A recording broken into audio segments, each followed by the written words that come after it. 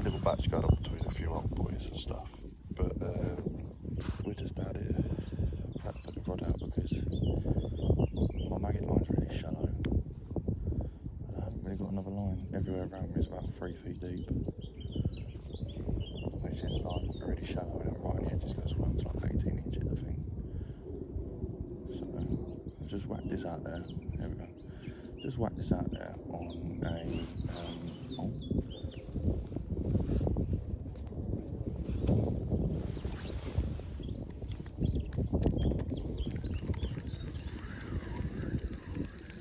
just whack this out there on a 10mm bandom and some pellets on a pellet method, elasticated pellet method. Yeah. See some of the pellets don't even come off. So yeah, I just thought I'd give that a go. I've literally got about, there's an old wooden jetty I'm sitting on, which was quite fun getting on this morning when it was wet. But a few of you have asked me when my next video was, and I was contemplating on doing this, but because I'm at Pewers again tomorrow, but guys, for some reason my Pewers videos haven't got that many views. But yeah, that's on the, this is on the LAA ticket. A lot of waters around Essex if you're around Essex.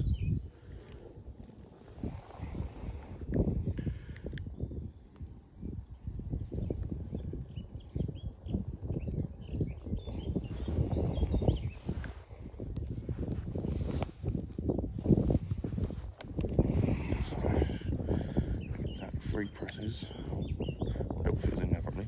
1, 2, 3, and it should come out like that. 2 seconds because Barry's coming over. I'll cut that video short. The conversation with Barry. Bloke 2. Got one. A bloke 2 swims down. Feels like a bream. What we're after anyway. There's Ad. Come back on video and got a fish instantly.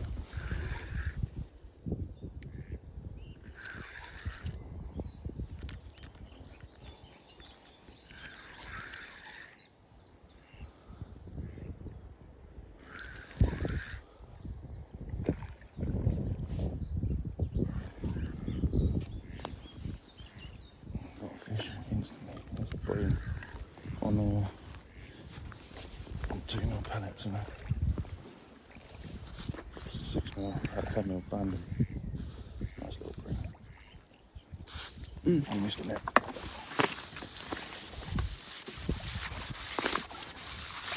It's a nice bream. I think he spat the bandom out. Let's keep that one. That's the time. Where's that feeder?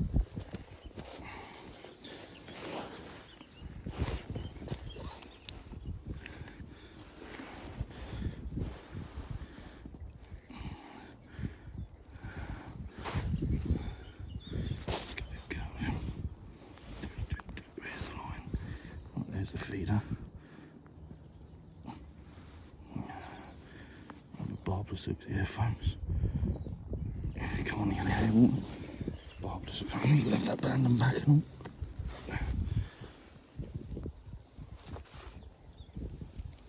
Let's put them in our silvers now.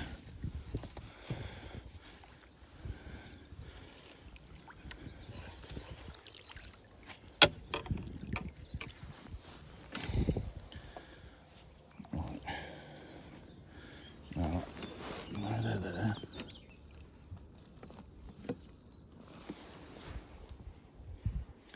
No, they're there. Let's get this slime. 3-4 pound. Alright. Let's redo our feeder. Wipe my hands, get the slime off my hands.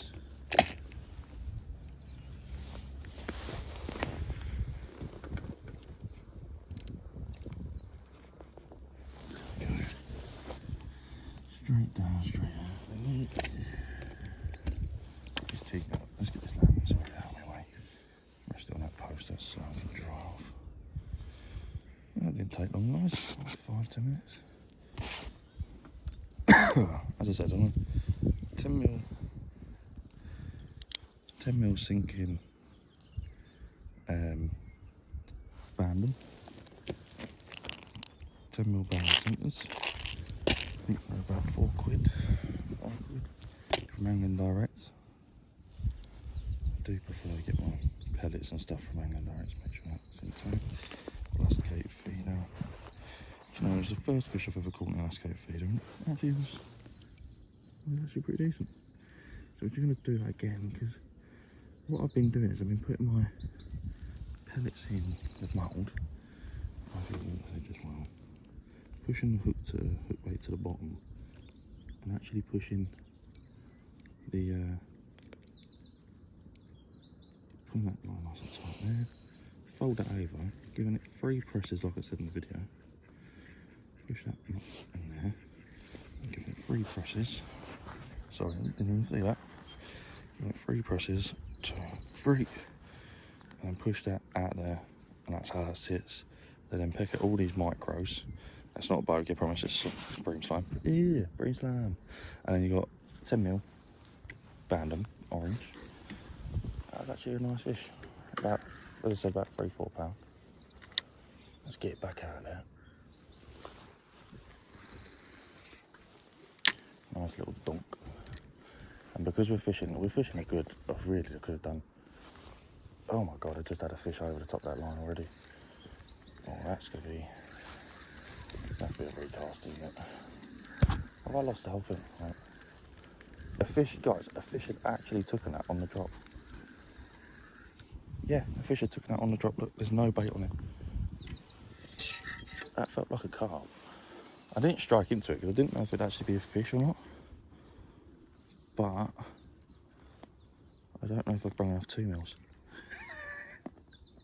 I wasn't actually planning on fishing on the rod. It was only because other people, as I said, there's a little match going on between a few old boys. This is Primrose Lake, part of Viewers LAA. So I'm just going to push a few of them over the top like that. And this is a Preston 2 ounce, 1 ounce, 30 grams, sorry, not 2 ounces. I must really correct myself. Right, 3 squeezes. And do a full squeeze, which is the one that pushes that out. That's it. I'm just going to give that another tight little squeeze with my hand just to mould that a bit better. So the loop that line is where your hook bait's in there. Yeah, you want to fish with it nice and tight. Alright.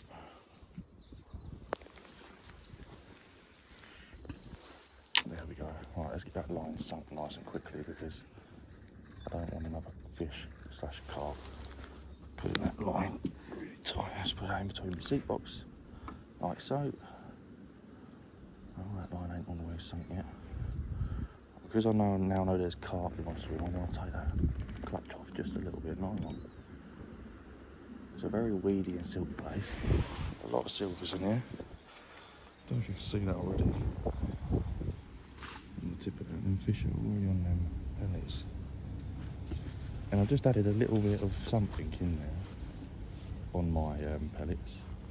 At the moment, it's a little bit of it's a prototype, I'd say. It worked yesterday, so at another venue at Foxearth Fisheries. So I just want to see, and it didn't just work for me either, it worked for someone else on the lake, which was Bazza. It worked for Bazza on the feeder, so I just want to see, it's completely slack. I just want to see if it works over here. I mean, I've just had a fish on it, so, but another fish would be able to prove that for sure that they do want these. Because I was fishing with just normal pellets and I didn't have a bite. As soon as I put my prototype stuff on there, and it started just had a bream straight away. I will tell you guys eventually what it is. I'll probably do it after another session somewhere else on a different venue, so I know that it works.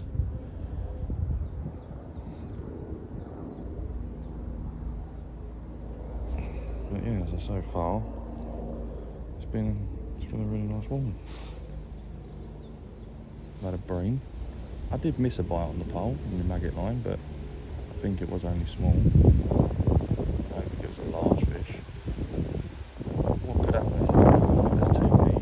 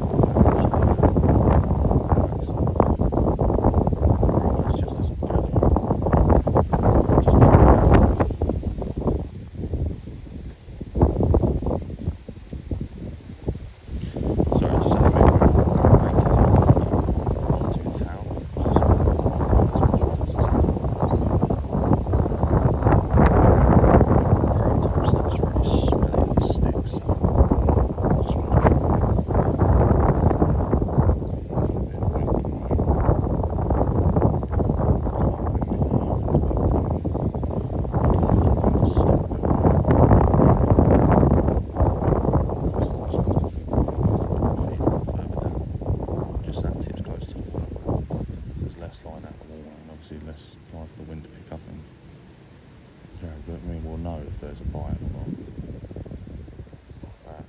Oh, I'm not going to strike that. I'm actually going to wait. I'm going to wait for that bite to develop a little bit more. Yeah, well, you guys saw, I literally just switched the camera on, continued the video, and the rod went round. Ended up being a lovely little bream.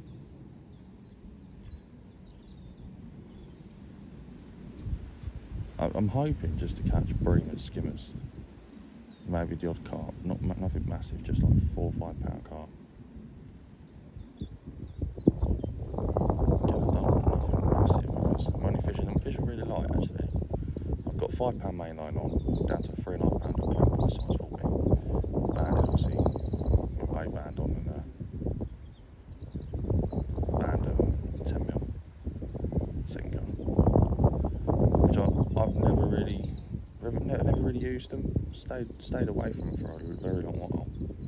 You know, I've used things like pop-ups and wafters and smaller side. That's lovely. That sun's out there. But yeah, use slightly smaller baits. You know, your wafters, carfish, use pop-ups, boilies and stuff, but never really used band them. So it might just be a game changer for me. If I do start fishing feed, like for pellet feeder, then I might well start using them.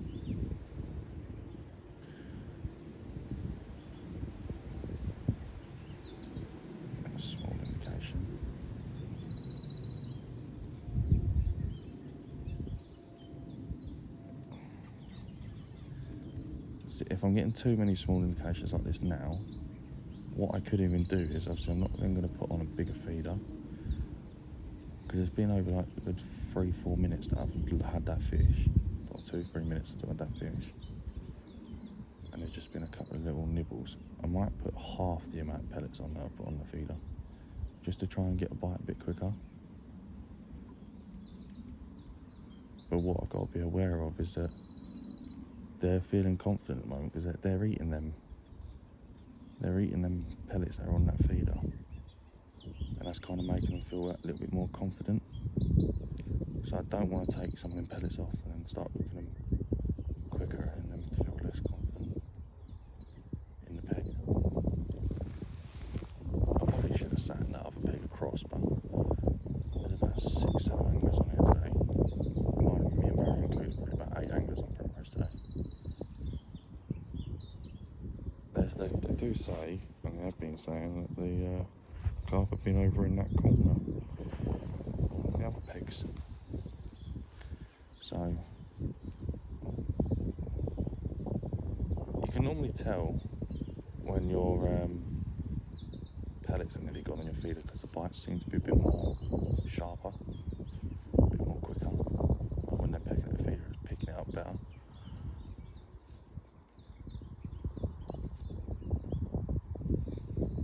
But again, that's another thing. You know when your pellets have been done properly, because really you want it so that when you throw your feeder out and it hits the bottom, you want it to be able to break up. You don't want it sitting there and as a solid feeder the whole time until a fish pecks it. You want that feeder to break up so that fish swims past, sees that nice orange bandem or pink and yellow or whatever colour bandem you're using, white bandem, anything, it sees that broken up on the bottom, flat. So then that way it comes along, mooches on, pecks their pellets, and then decides to take your bandem. I was sitting there for a good about 5 minutes, 10 minutes. I think I did have that, I cast it out and I did have to accidentally put that over a fish's back. That could have disturbed me swim quite a bit. I'm looking over there now at the moment, I can't see any bubbles or nothing like that, so... Oh yeah, I can actually, to the left on the peg there. So it is a good sign.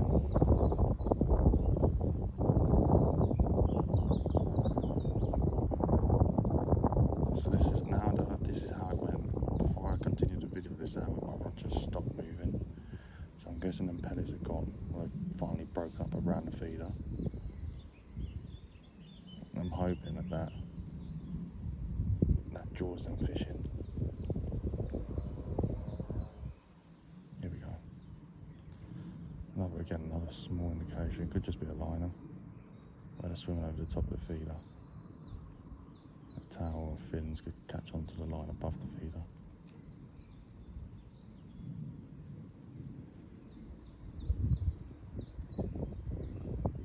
Apparently there's lots of bream in there, which obviously my dad showed me how to use it and fish with it, but I would kind of wish that I brought some breadcrumb and punch and tried that. But the average depth around it's apparently 5 foot, but it's further down that end of the lake. Got F1s in here, carp, bream. Don't know if there's actually any tension here, but yeah, so it would be nice to I think there might be some tension here. But there is apparently one big pike in here somewhere. So I'm just like hoping I couldn't select on the pole.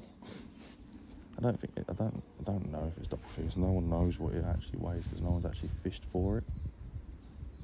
But I don't think it is double figures. I am going to let some light. The fact that was bent right round like that. And it's just going back towards how it was again anyway. Could be a fish on that. I don't think there is, unless it's a small skimmer that's picked it up. But even then I'd see small indications. There ain't going to be any small indications. And it's bending round again, but I think that could be the wind.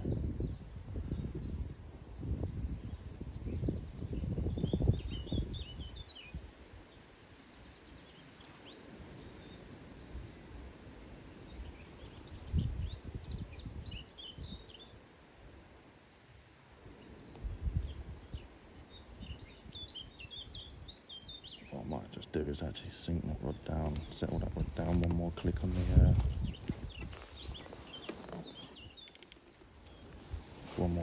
the actual arm, feeder arm. See if that makes a difference. I just slid that rod back towards my box more because I didn't realise how much to the edge of the box actually was, and biting me off instantly.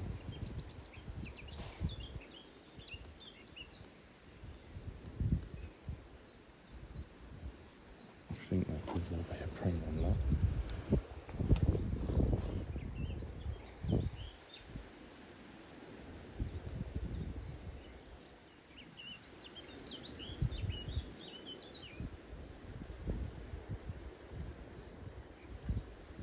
Definitely some fish back over the top of that again.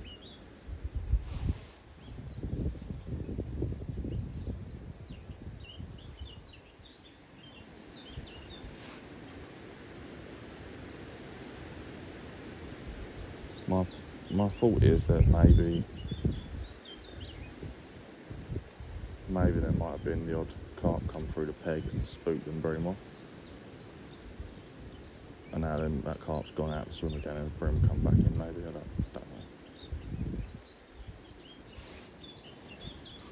A lot of people are using corn at the moment, so I thought I'd just try orange band them. So everyone was using corns and stuff like that.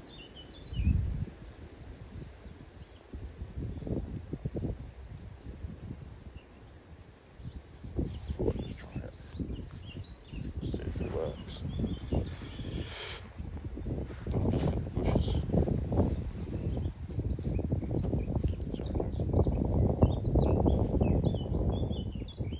Yeah, no, so just thought I'd sit on here and sit on the rod and just try and give it a go on the rod. See if I can catch myself. It's 10 past, and I'll give it 5 more minutes and I'm going to bring it back in and give it another cast. I did just have a bream, so they're probably going to be spooked for about 5-10 minutes. But I have bites and indication, so that proves to me that there is fish still in the peg.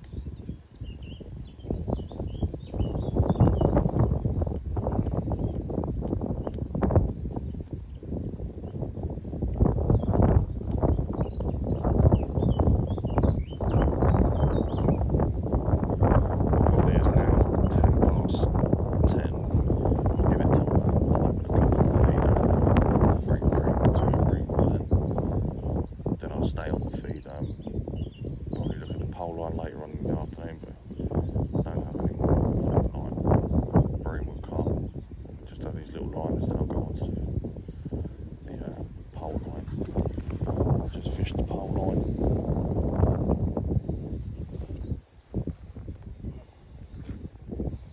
What I could even do is try and put a pellet.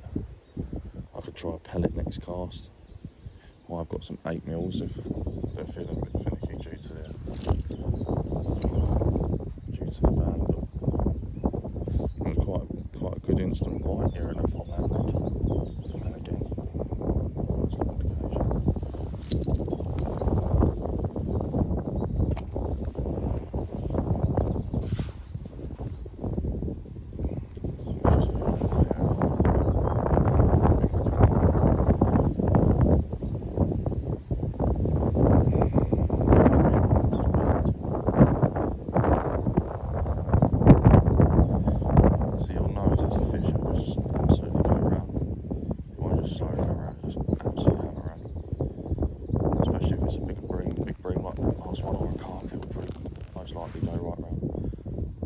I can tell that's the wind because now that the wind's dropped, it's just gone back to how it was. So I know that wasn't a fish. And then shut the catch on the box because it was upside down.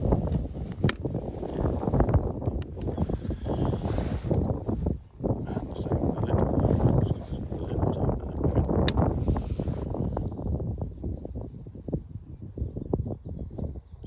Best thing about this feeder is because it's attached to the leg, you can literally spin that feeder arm however you want it.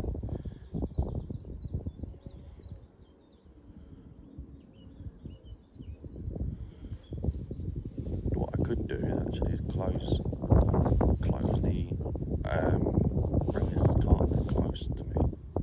And if by doing that, I could probably actually have that rod close to the water's edge. Because there's lots of silvers in there, lots of small fish in there. I don't want them to keep banging on the line, that's the only thing.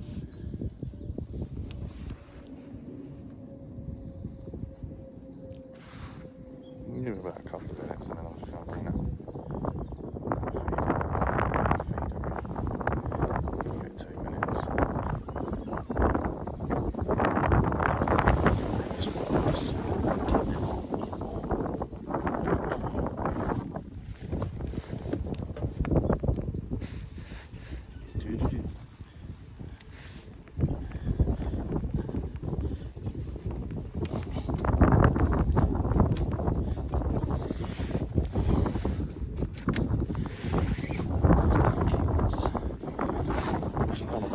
Actually, I could have just slipped this one along.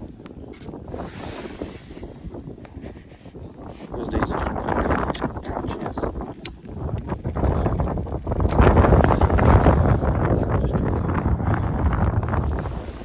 It's so shallow here, I don't even know why I keep it in. I didn't realise how shallow it was until I tried it again.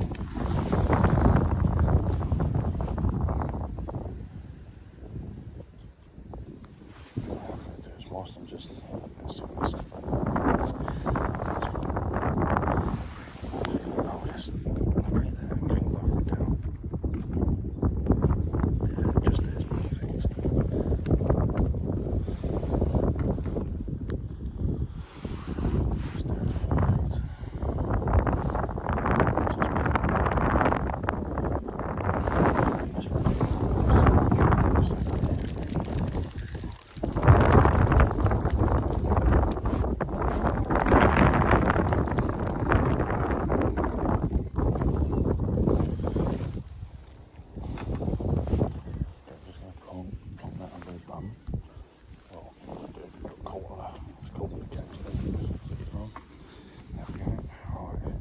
see, as I said, like all them casters, casters, all them pellets. I've got maggots and casters on my brain, guys.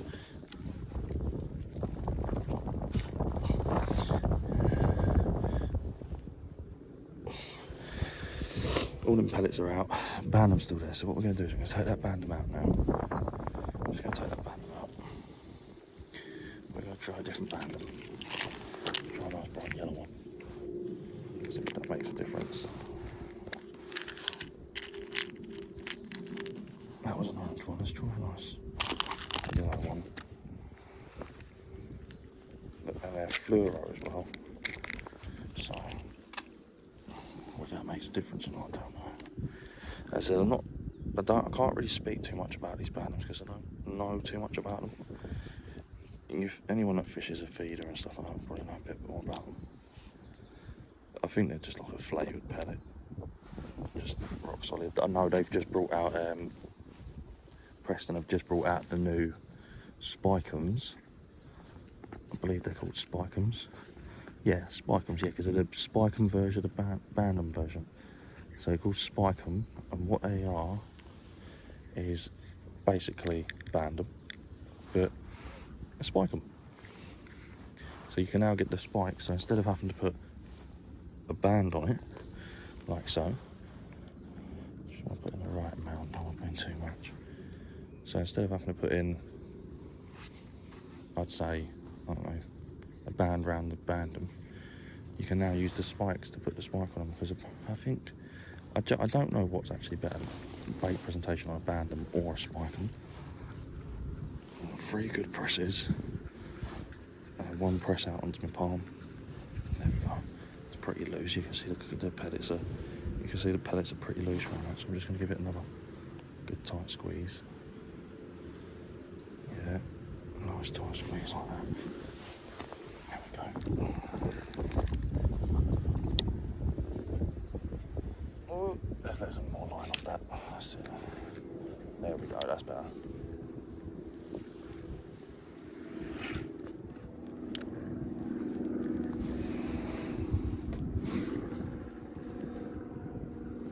Sink that line. So that's that line off.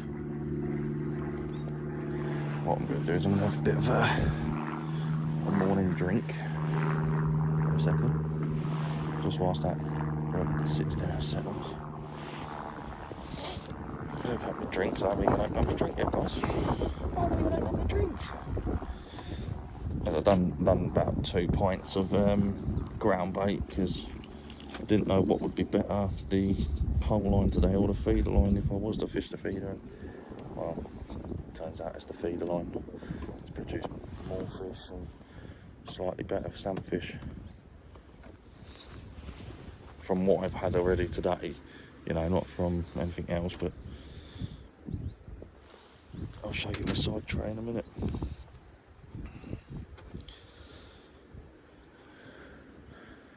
So I believe I made the mistake yesterday of trying to fish the Bantam with a hybrid feeder.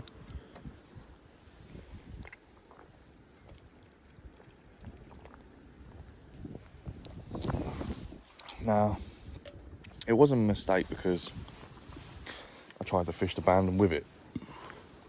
It was the way I was fishing with it.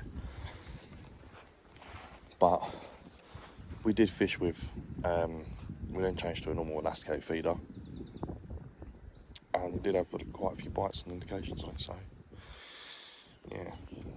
But quickly, we'll have a quick look to the left. Got my side tray. 2 winders, so I've got 2 rigs set up. One was on a pellet, one was on a maggot. Then we decided to switch over to a pellet feeder anyway. We've got our 8mm pellets, some red and white magwies, 2mm pellets with some prototype in there. This is my Profactors green, Census Lake. Mixed them together, I've had some good fish off of this stuff. And most of my fish have come from viewers that have come off this ground bait as well. So that's Profactors green and Census Lake or Census River, either one. I like to use the lake because it's a bit light and fluffy. And I'll just literally push it for a 4mm riddle. And I've got my water to wash my hands in after. The towel there. My 8mm band just had on. And then also my Monster. Not sponsored, by the way. Just letting everyone know now. But oh yeah, I've had Bream now on the rod. I'm just going to give it, sorry, let's check the time. It's now 20 or 21 past, so I'll give it till 1/2 past. Let's give it a good 10 minutes. It's a big fair lake, everyone's throwing bait in.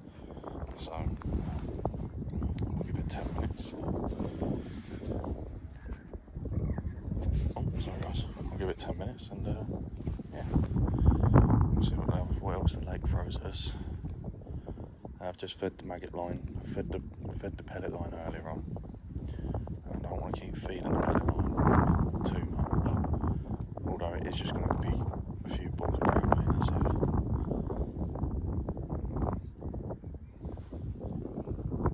Right, so I end up moving this back to where it was. Because I can't see any bite indications, nothing like that, whereas at this angle, high off the water, I'm getting a few indications, so that's it, that's what we want. We want the sun, there we go. We want the sun to come out.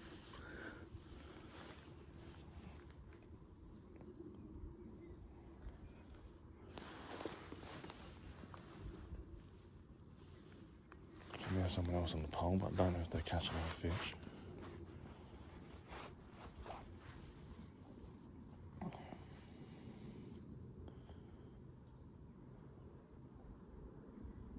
But we are now waiting for a bait and a fishy. And a fishy. We should let some line off now. No, that's too tight. I like having a little bit of slack line, even with these pellet feeders. I like having a little bit of slack line. And the reason being is I don't want them fish to swim over that feeder and feel that line and then spook off. If that line's slack, not completely slack, there's still some tension in the rod, you can see that by the tip, you know. But if it's like proper round like that, then fish, you're going to get those liners, you know, you're going to get those that looks like basically like a lift bite, where they're basically picking up the bait, swimming towards you, but it's not. It's just that a fish has swum into the line, moved away. So I'm just trying to like stay away from that side of things, of that happening. I like to have a little bit of slack in the line. Still, as I said, still a bit of tension, but not so much that the fish can feel it. There we go, it's an indication. Let's turn sideways a little bit. Yeah, as you can see, this is what I'm sitting on, right on the edge of the broken wood. As you can see behind me, I'm right on the edge. But anything that falls in there, I'm not getting it back. So everything is literally on the side tray. The side tray's been, oh my god, that was a bite. That was a bite and I missed it.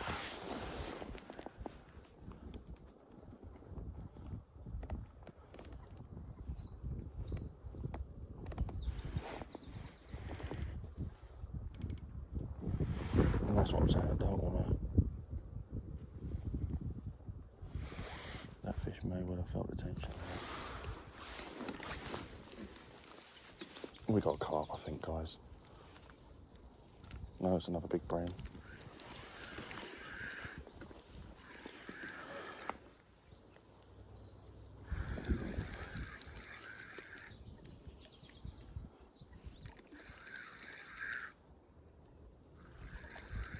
It's a little skinny.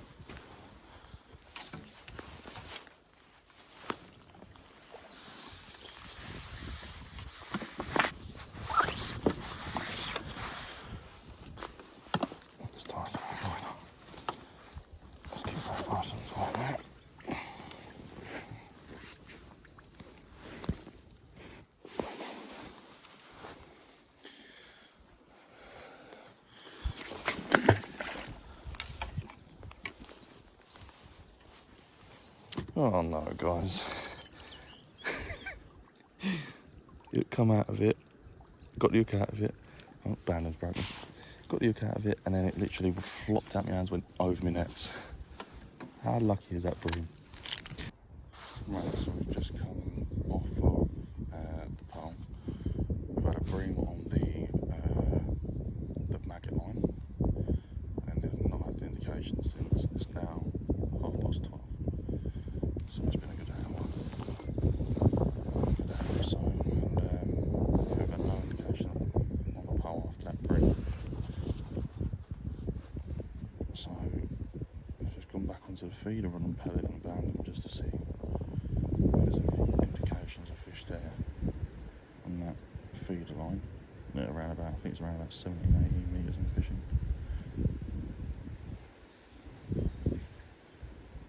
I've got a line directly in front of me at 14 metres, well 14 and a half. Yeah, we're just going to see if there's any indications of fish down there on this rod. Give me 2 seconds, I'm just going to pause this video quickly just to hire that arm up. That's a bit weird. It only took me a couple of seconds. But yeah, so we've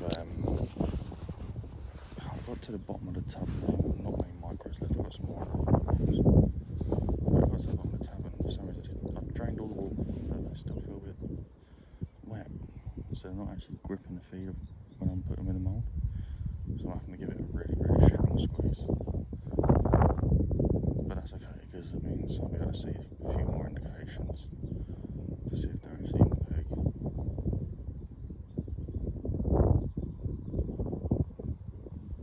Looking for things like little taps on the rod and drop back with little drop backs and long time again. Just small indications really. Again, I'm just sitting here before getting pulled out today. I didn't do any fishing today, I was with the partner at Fox Life. She's just got into fishing, so I got my old pole out. She had, I think, about 6 or 7 carp from the edge.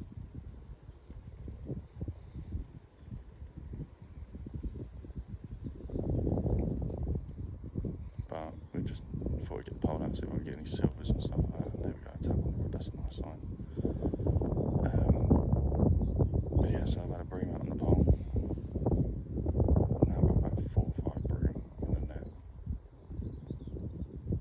Tomorrow I'm after bream, roach, tench, maybe the old perch, but ideally I just want to hit like a skimmers, bream and tench, maybe some nice big roach.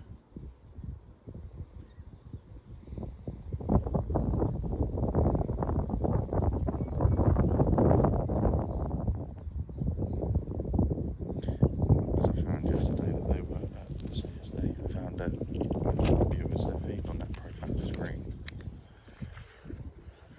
And yeah, I just found that they feed better on just that, like pure Thatcher's green and Thatcher's green only.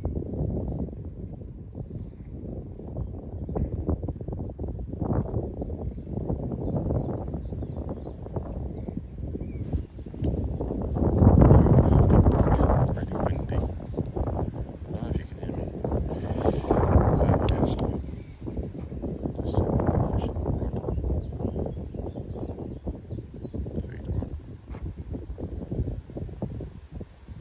I believe it's a 9-foot feed.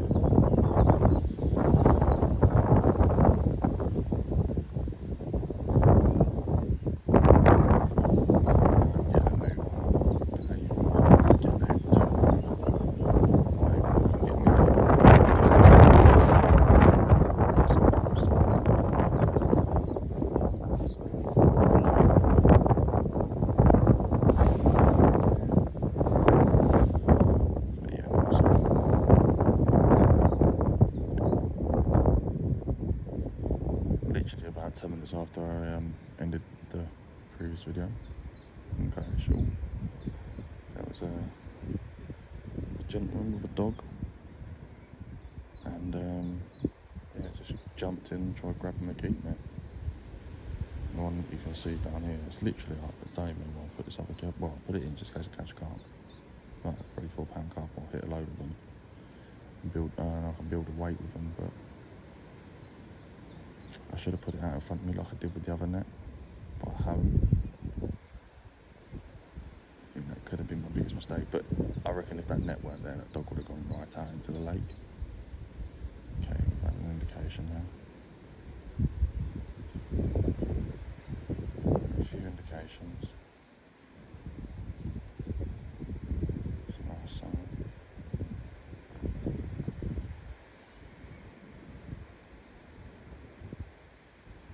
Yeah, literally come down into this edge. Come running down into this edge down here. I went straight in there. So I was like, okay, that's that margin pole light gone.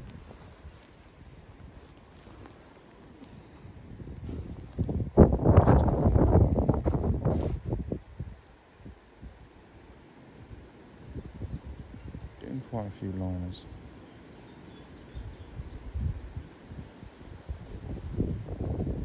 I'm hoping it, because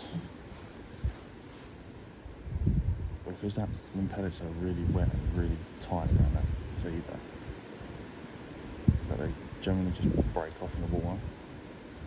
So I have a few more better indications on that.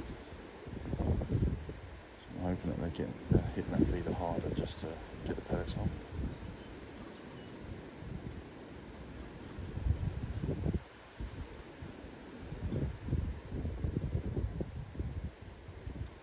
But ideally you want it so your pellets just break off really. When it's on the bottom they just break off. I'm hoping it's done that. But they're probably getting the last of the few ones that are left on there. I've got a 6-inch hook length on the feeder. Again with a band up, but this time instead of an orange one or a yellow one, I've got a pink one. Just to see if I can pick up anything a bit better in size.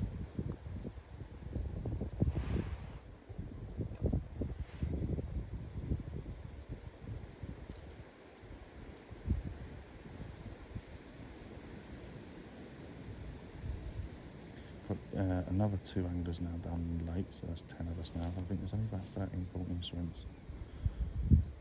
Someone did come down here with their gear and I think they've gone home.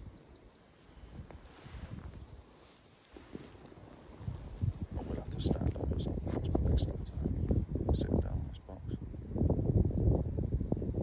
I had the same issue yesterday with the chair.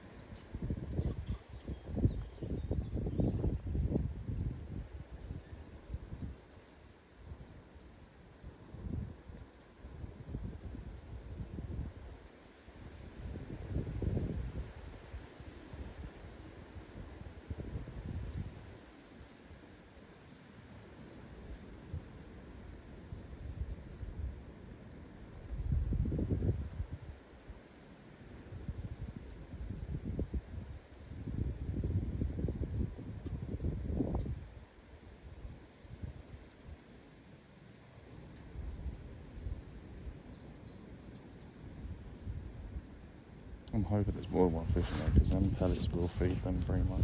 Should have. Oh, it will feed. Well, I think it does anyway. Because I tend to find that if I put just like enough out there, like a pellet feeder, or ICS feeder on,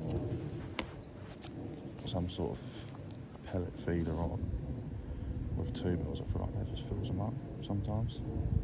And then they don't take the bait. I'm hoping it's more than one bream down there. I mean, bream are meant to be anyway, roam around in shoals, so wherever there's one there may be more.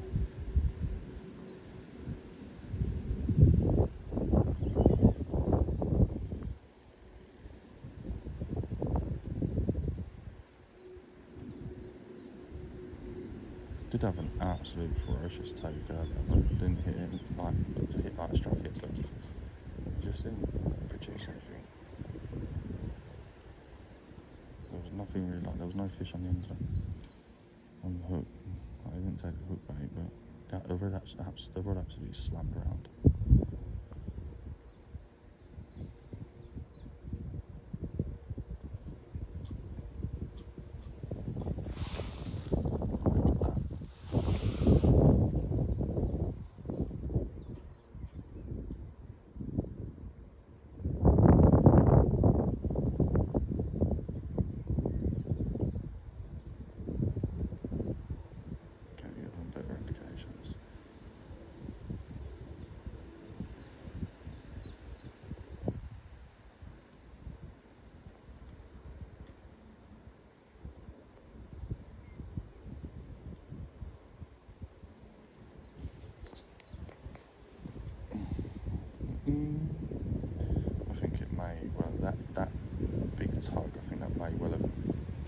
to take that pellets off the top of that feeder.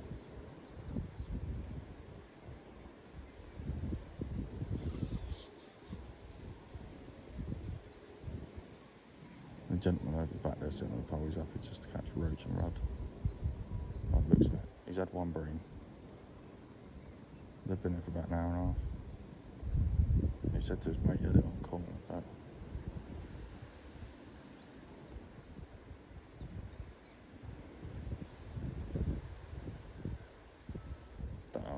I've got a can of corn indoors. I didn't even bother thinking about using it. I might take some corn with me tomorrow to viewers and just see if that works well down there.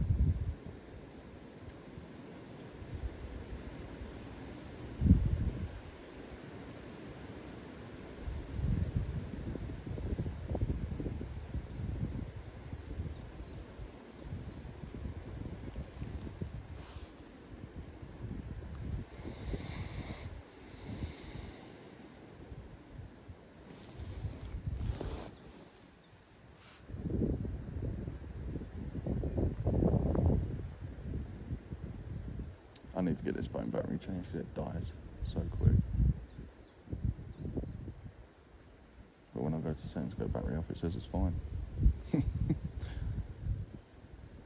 Full battery used to do me like a whole day's worth of video, and now it doesn't even do hardly any of that.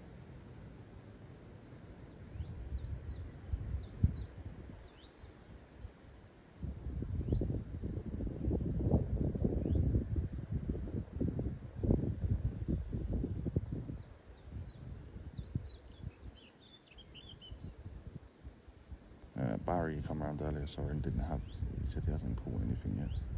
He's had a few beeps, but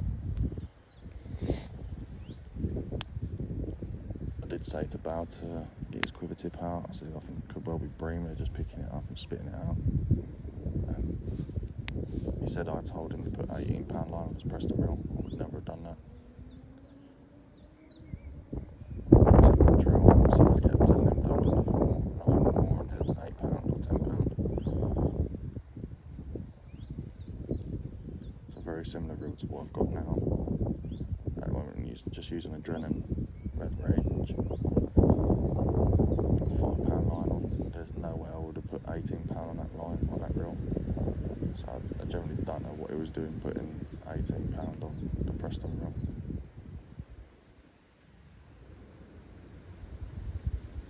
They weren't bites, it was wind. Let's time that look right. But yeah, no, I genuinely would never have put not 18-pound on that reel.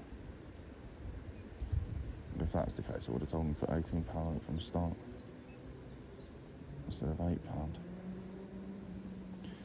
Guys, just to get this away from the water, actually, I'll lower this down.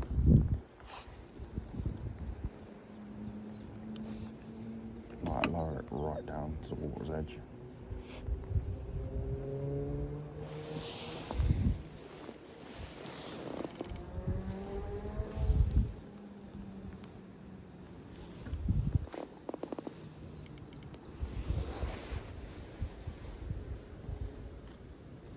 Still some good bites, hopefully.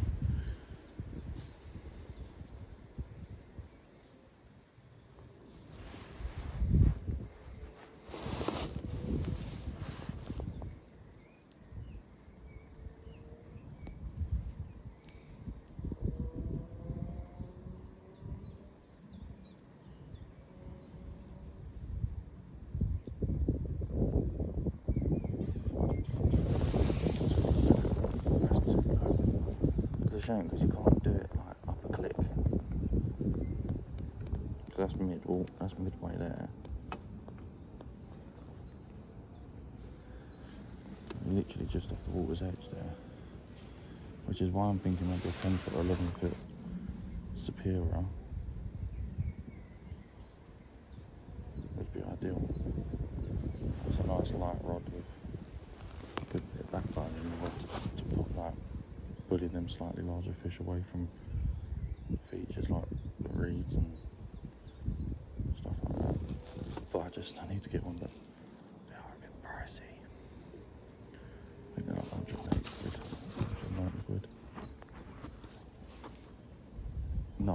they're £105, I think. Guys, don't quote me on that.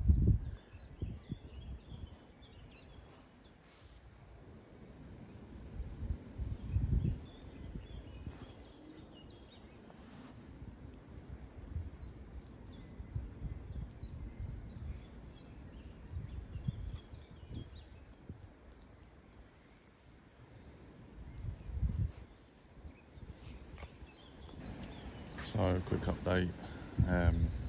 Just snapped off, hooked the car. Probably about £8-9. It literally took me towards the willow tree there that was sunken down. It went to the left at first and then went all the way to the right. It just kited and I just couldn't stop him. Luckily enough the elastic didn't snap on the feeder. But the hook length did, which was something like £3.5, £3.2, something like that. So, obviously I'm not after them anyway, I'm after the Bream. So I just tied another one with £4 line just to beef the gear up a little bit. And next, if I snap off again, I'm just going to get a £10 line out. £10 line out, but £6 line. Yeah, rod absolutely.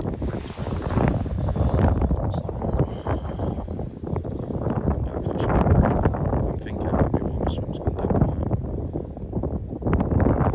I was literally saying to myself earlier, there must be a car that swims, I'm not getting no tabs on the move.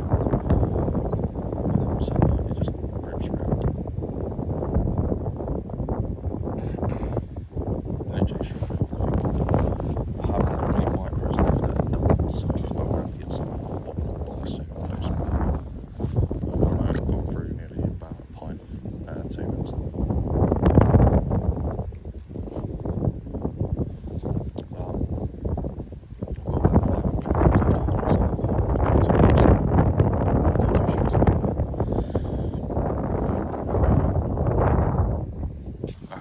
Some cheap pellets from the town shop in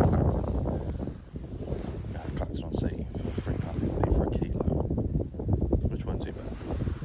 But I don't catch as many fish on them. I don't feel confident in them pellets. I think they were copdock or codfed or copdock shrimp pellets. I just didn't feel confident with them. I weren't catching the fish from them. They look really pale when you put clock on this to mine. Really odd. Whereas this, bear in mind, there is prototype stuff on this. I'm just trying to figure out stuff. If you have a look in there.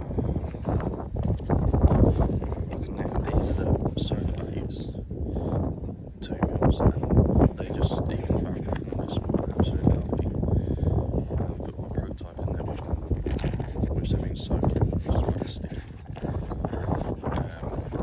They've just been amazing. So, yeah, I'm just figuring this out now. But the best thing is that my prototype stuff, even though I can make a ball in them, they all still break up nice and fairly. They don't stay clumped. Which I thought was happening on the feeder, and then I tried it out in my bait top just to make sure that they were breaking off. And then after about 20-30 seconds they were breaking off, and the actual bandum was breaking off next to them anyway.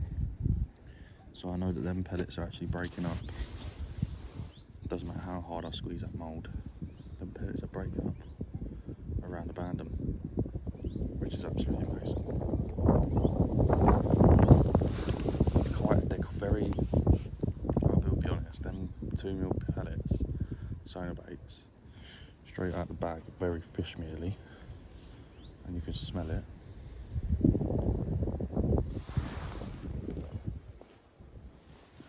I've got one bloke behind me that's packing up. I think he's not caught anything at all. So he's packed up and he's going home. So we've got all this left side of the swim to ourselves as well, which is amazing. But we have got to be wary that there's 2 other anglers across. They are on the pole, but they could well get a feeder up later on, which is why I'm not trying to go past 18-metre limit. So I probably, where I am now, I could probably get the pole there now, because I'm only about 16.5, 17 metres, you know, but I don't really want to fish the pole. It's quite windy. 16 metres with a good metre of line is just going to blow that rig around. So I'm just going to sit on the feeder rod. It just makes a bit more sense to sit on the feeder and have a bait present it better, rather than sitting on the pole and my rig blow around everywhere and the bait blow around off the bottom. Because at the moment that rig's sitting perfect on bottom.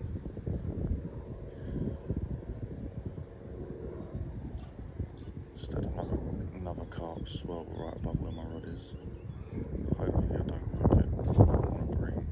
I'm just here today for the bream. Nobody actually knows what's actually in this lake. Obviously we know there's bream, brooch, perch, rudd, carp, F1s. But no one actually knows the size of the biggest carp in here. Apparently it's meant to be 23, but I don't know how true that is. We are talking about 3 foot water that drops towards the carp. It drops down to about 5 foot of water, so it wouldn't surprise me if it is that big. But at the same time, when you sit and think about the times and how big the 23 pound carp is in that little small 5 foot water, like less than half an acre of 5 foot water, it's a bit hard to believe.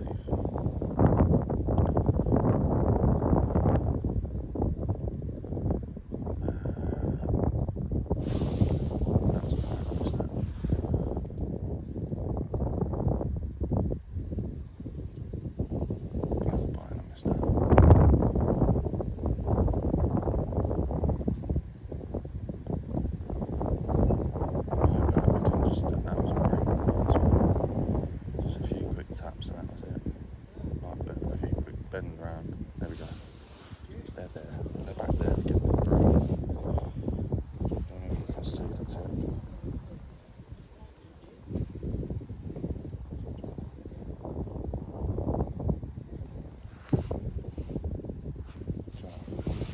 Breamy bite. And if it is carp, I can quickly put the back one on the strike anymore. It's not like I'm gonna sit there for a few minutes. That's right now.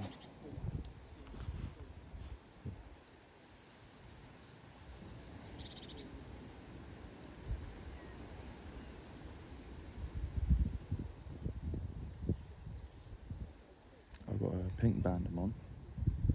I'm probably going to swap to a natural afterwards. Still want to keep the bandom on. I would put a pellet on, but I think the pellet will probably just get mashed in that pellet feeder. Plus the bandoms, they stay nice and hard. Whereas the pellets, they just take a softer ones a bit more for a while. And my bite's coming in between every 10 to 15 minutes, so that pellet will be really soggy.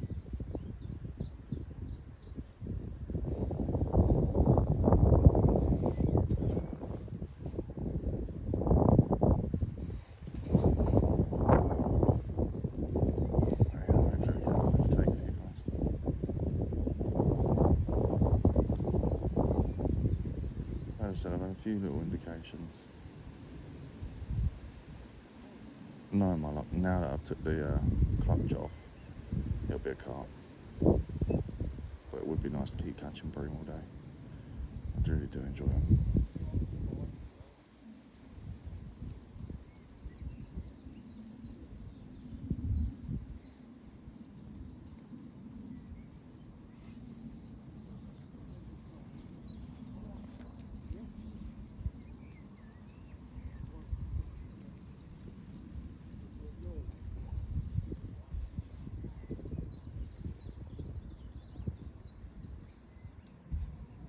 I'm not necessarily fishing for bites, I'm fishing for fish.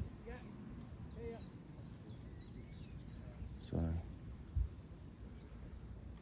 just trying to It's now 20 past 1. We've got 6 hours left. I mean, one of them's just left from their match, or their little match between all of them, so technically I would be winning. But it's alright, I don't mind coming like pleasure fishing, but I tend to look at things as a match situation now. And not just that, I feel like it helps me suss out the venue. Like, I would have been sat on pole all day with that one bream.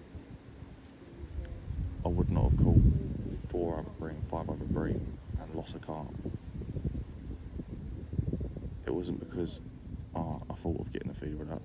I saw other people catching on a feeder, on a cage feeder, and a method, like not a method, a cage feeder and a maggot feeder. So that's what made me get the pellet feeder out, and as soon as I put it out there, within about 10 minutes it went round.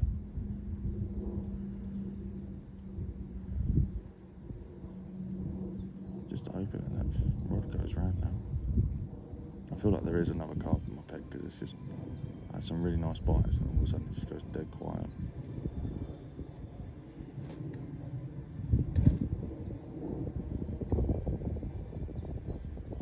So I do think there is another carp in the peg.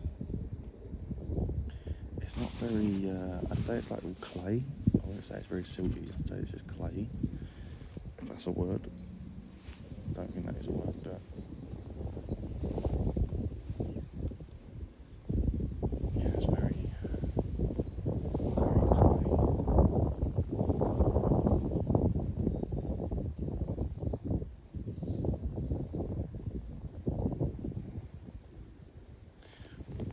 I'm going to give it another 5 minutes. If I get a bite, I'll bring it in. Fill it up again and cast it back out again.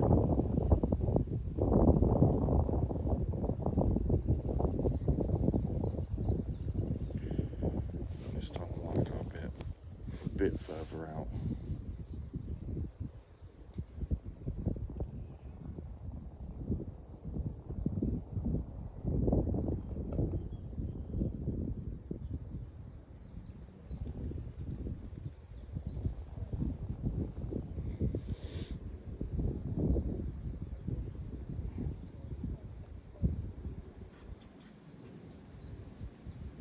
What I might actually do is slide that feeder on a bit further out. So the first eye's behind that rod, so you've got the full bend of the rod. So just the tip and the quarter of it. Bites might be a little bit better.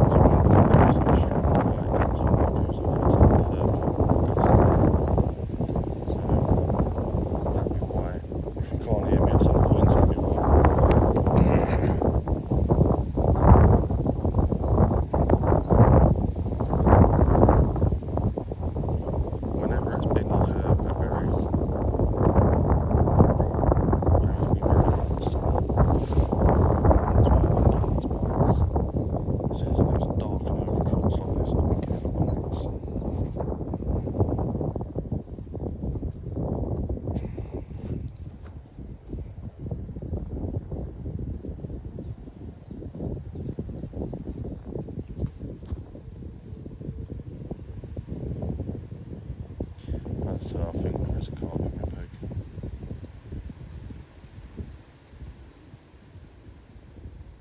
It's the wind. There's a little fish next to me.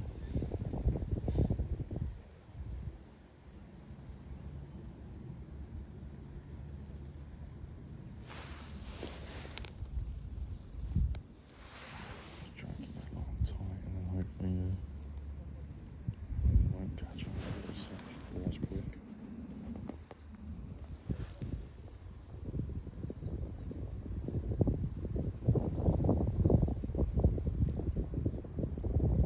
I know what will happen if I put the video down. It's going to go around.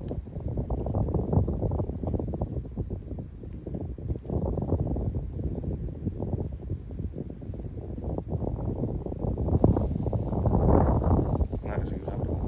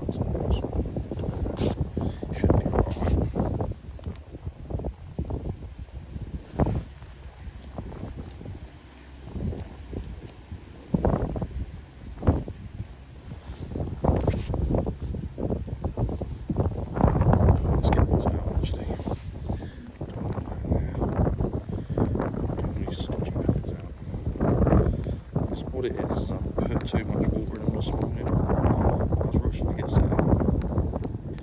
Which is why you shouldn't rush. I just wanted to get the rod out. So I see other people catching bream.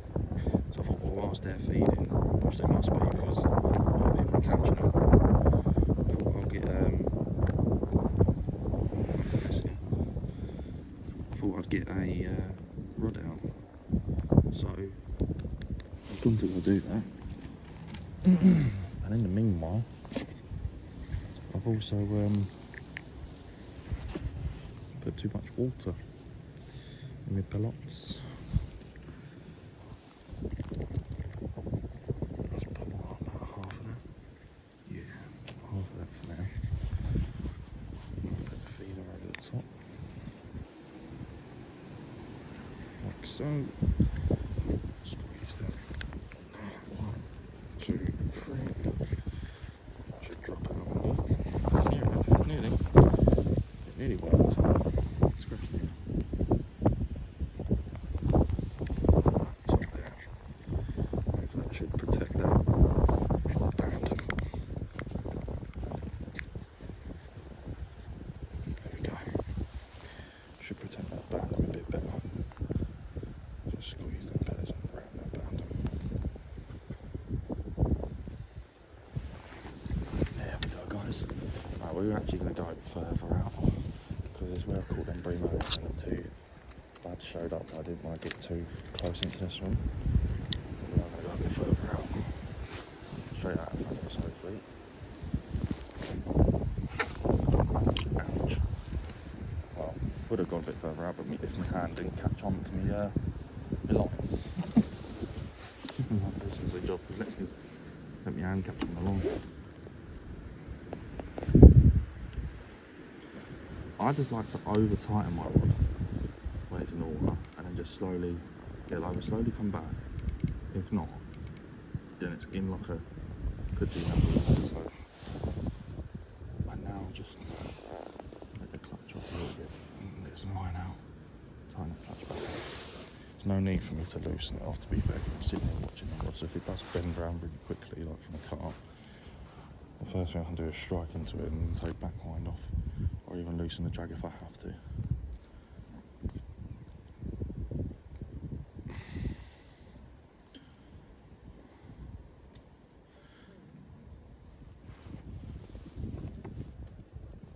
What I've done is, because them pellets are really wet, I say wet, it's only when you squeeze them. When you squeeze them, they come like really wet onto the feeder. So all I've done, I'm just taking a sprinkled ground bait and just sprinkled some over the pellets, which can act as a binder,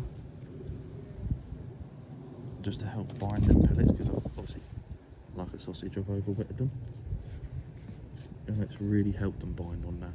As you saw, I done like this. Normally, you just put your bandem pellet, your maggots, your corn, whatever you put in there, put them in there, put your pellets on top, push it in, squeeze it 3 times, and then literally it should plop out on your hands. If not, just gently ease it off whilst pushing the thing another few more times, like that. It should ease off. So we're just going to sit here. That line's really tightened itself up now.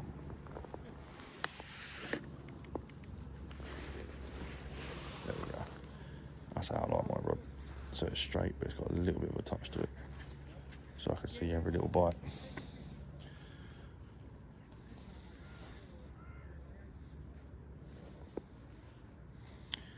But yeah, no, so just going to wait for a bite now. I'm just going to sit patiently, wait for it, or even wait for it, and once I've got an indication that there's fish there, I can then get ready to move on for the next one. But I've had to put the 4 metre land handle on due to the fact that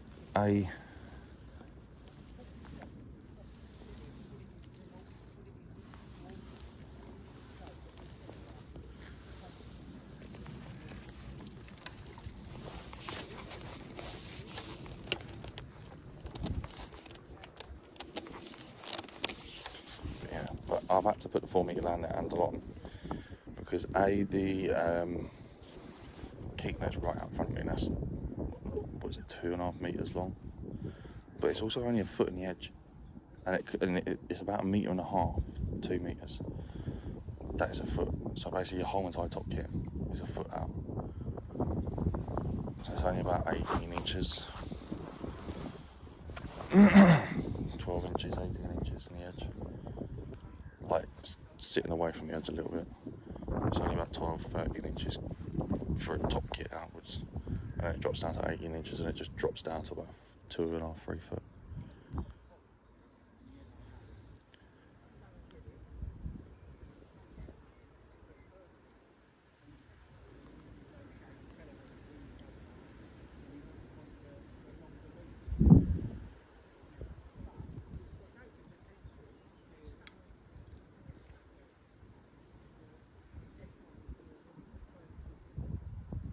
Oh, apparently there's tension here.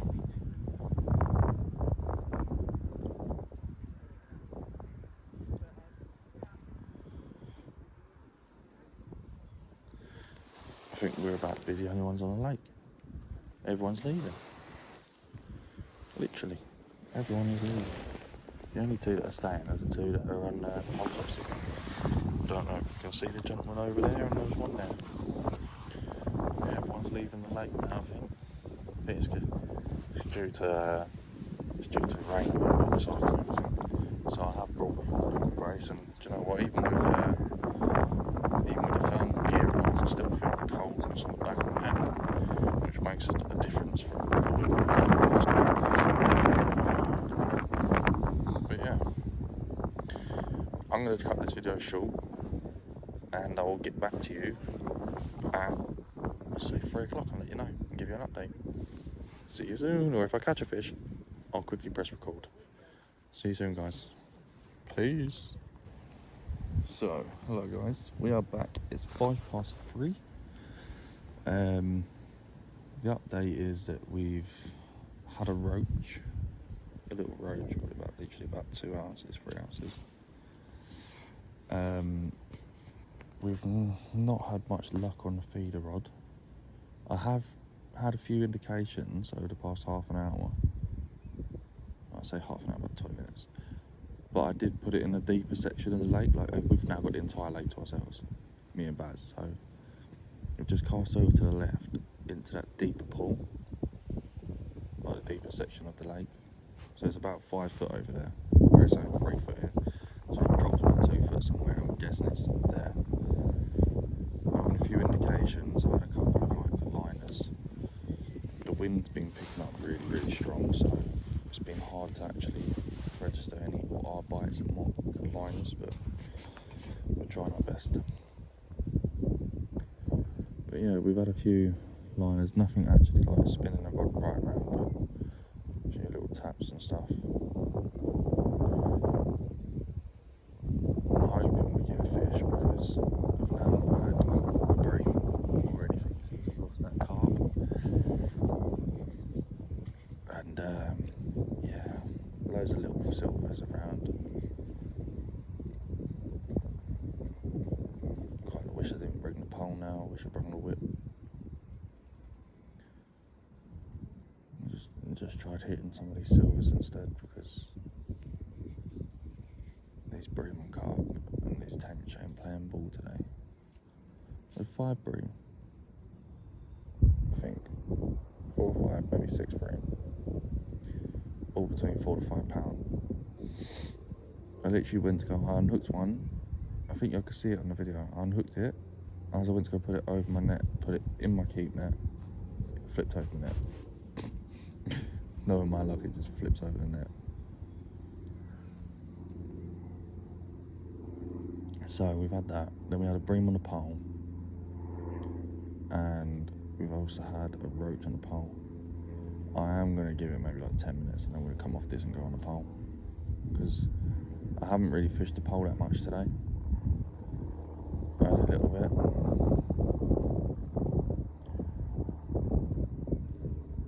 I would say maybe only like 5-10 minutes. We've been, I say 5-10 minutes, maybe about an hour on the pole. Not long at all.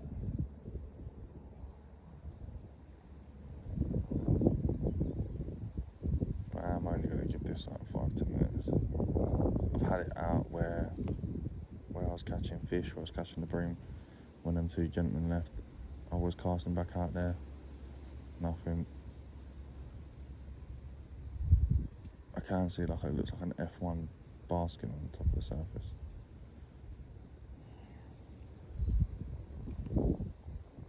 Lots of small fish jumping out. The problem is with my pole, the reason I haven't been on it today much is because the wind has just been an absolute nightmare. It's like 30 mile per hour gusts, and trying to fish with a pole in 30 mile per hour gusts is just not the one. I might reel this in, give it another chuck in the edge on my pellet line. Yeah, I'm just going to do that. Just give me a fish. I'm just going to put this rod where I've been feeding pellets most of the day and see if that makes a difference. Ow. Just caught my little finger on the reel I'm reeling in.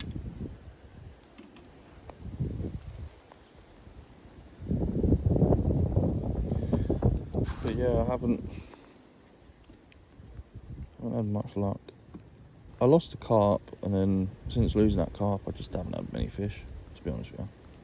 It's just a bit of a kick in the teeth.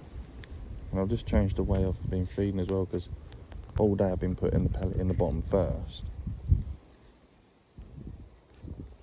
But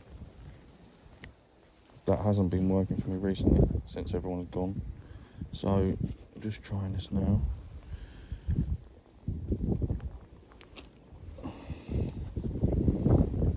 Just doing 2 layers of pellets basically, so I'm not overfeeding them, but I'm giving them a bit of a double. But I'm just going to try that in the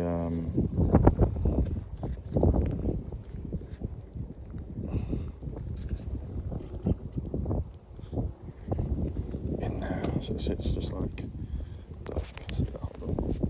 So it sits just like that. So it's like a smallish parcel of the bait. Just going to put a tight little channel squeeze. I'm just going to put this where I've been feeding my pellets all day. Tried fishing there with a pellet, with a float but on the pole, but just can't do it.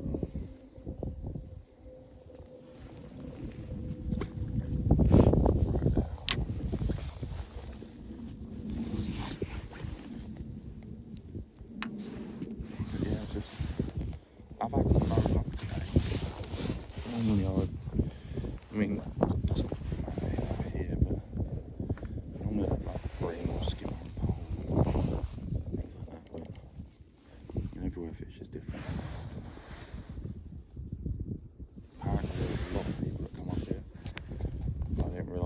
fill today. I heard one of the blokes from across the say it. On average, there's about 5 or 6 people there a day. So, because he was saying he fishes here down off like 3 times a week. Feeding. That night from like he has a little roach.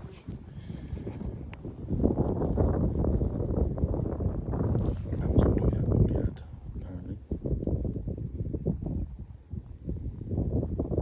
Just gonna see if they're down that line.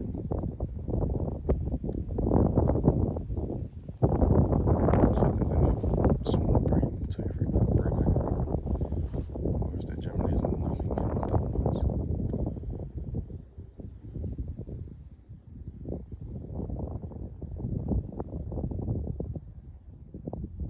I don't think there is anything on my pole line, to be honest, because I've fished them numerous times now, switching between them.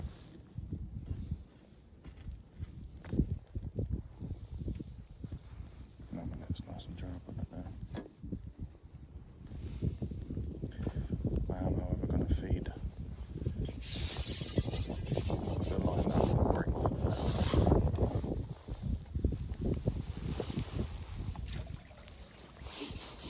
Refill my pot up. I know I should really get the drop bucket out, but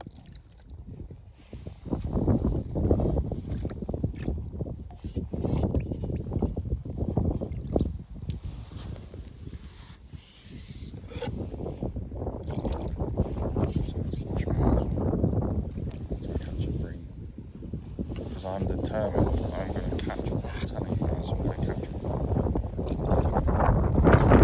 So this is the wind that I'm struggling to hold my pole in.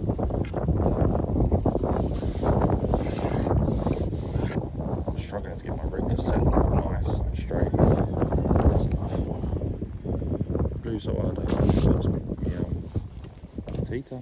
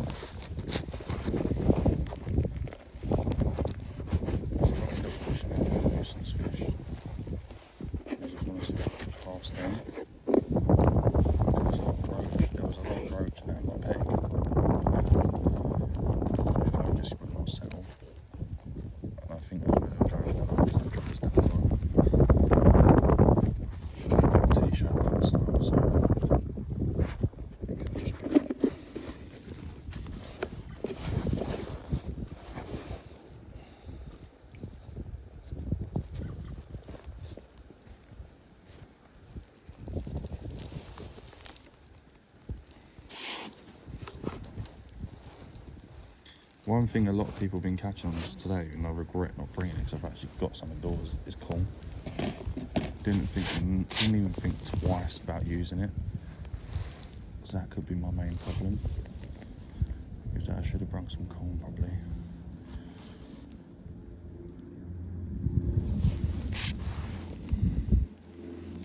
Not to like fish with all day, but as an alternative if things went sideways like it has today. Don't know the rules about feeding whilst fishing with the rod, so let's just hope that I'm allowed to.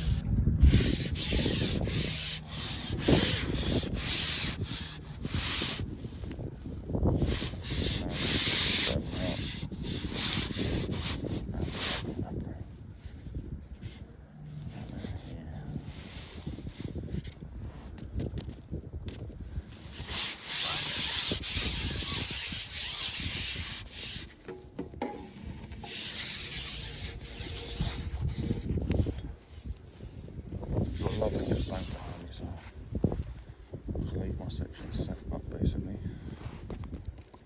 No one's going to travel them. Do a dog did jump in the lake earlier and try and bite my keep net.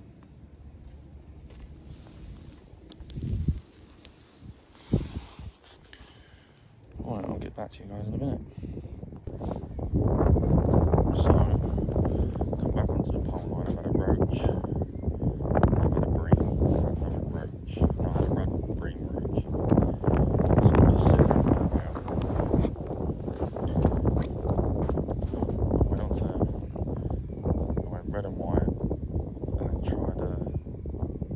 red, but I've had nothing. So my guess is that they're wanting the white packet as well as the red, so we'll soon see anyway. This is the calmest the water's been for a while. And as I say that, there's another ripple that comes back over the top and the wind starts picking up slightly.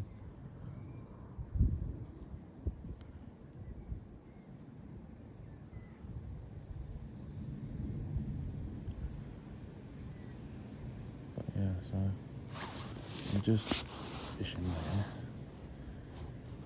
See if I can get any bites in there.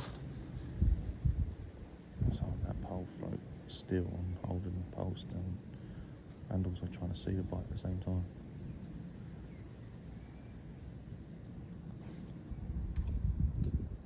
It's definitely something bigger there because I normally have bites by roach by now.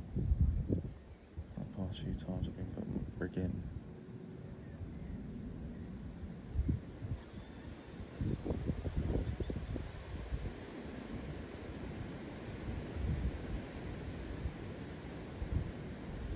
Oh, that gust. It's that gust that does me in. When it's just that little bit of wind, it's fine. It's the actual gust that catches me out, and I think it's like 29, 30 miles per hour.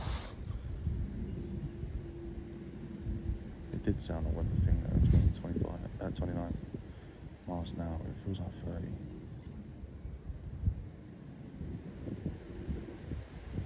And these fish as well, it's quite a chilly day today. I'd expect these fish to be cold, but they're not, they're actually quite warm.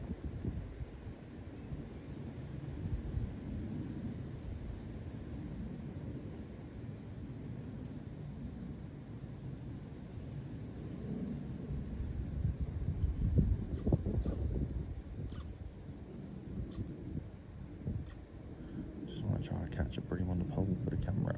For the camera! I reckon I've got about £20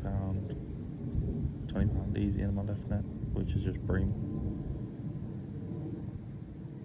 Right now I've probably got just under 6 ounces.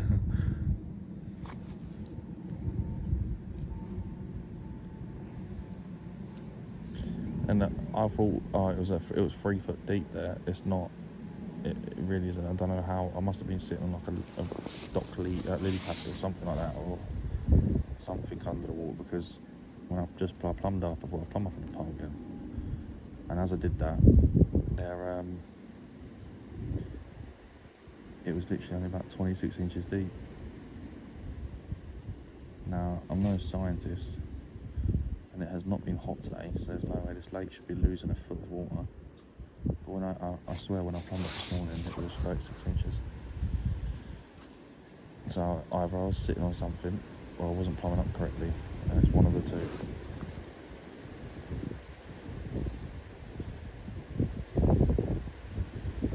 If it gets too hectic, I might just have to stick the rod out over to like that. Pellet. I might just stick a pellet down there. Let's see if I can get any bites from Bream. Oh, this is a nightmare.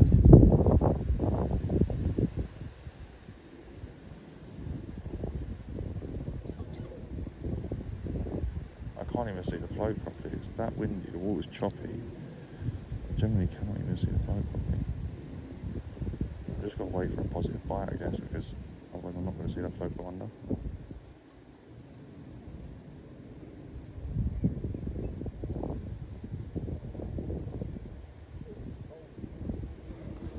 So yeah, I just sat on the pole. I'm just going to wait for a very positive bite. Or a fairly positive one anyway.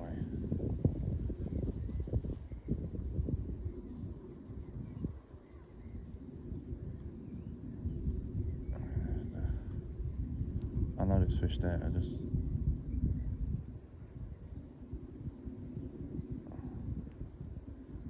I feel confident in what I'm doing, I just don't feel confident that the fish are actually feeding the way I think they might be feeding.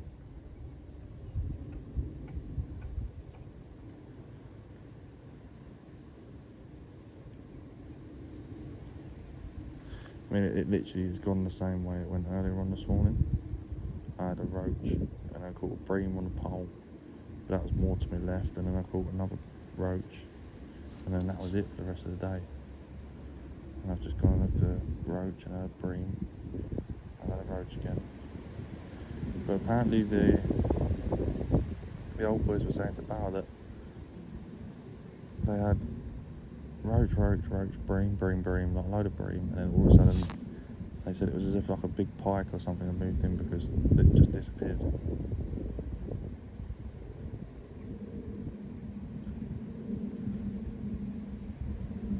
Now, would a pike scare off a bream? Maybe, if the pike was big enough.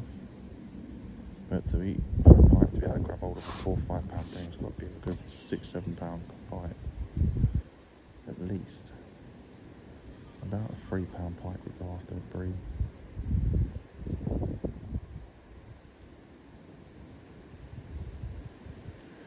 But then saying, I don't know if you guys saw it, there's a video going around on TikTok of a guy that was standing there video recording a few days ago. He was down on the river, I think it might be the Wye, or somewhere. It was a small river with barbel in,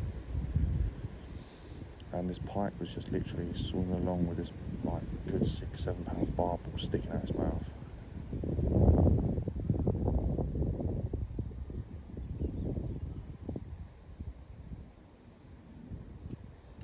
Might pick up the pole in a minute and just catapult somewhere. Might get something on top. Try and get these fish feeding properly again. I have put in some of these fish, but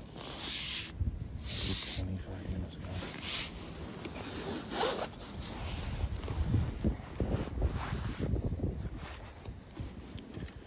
Just going to catapult some maggots in over the top.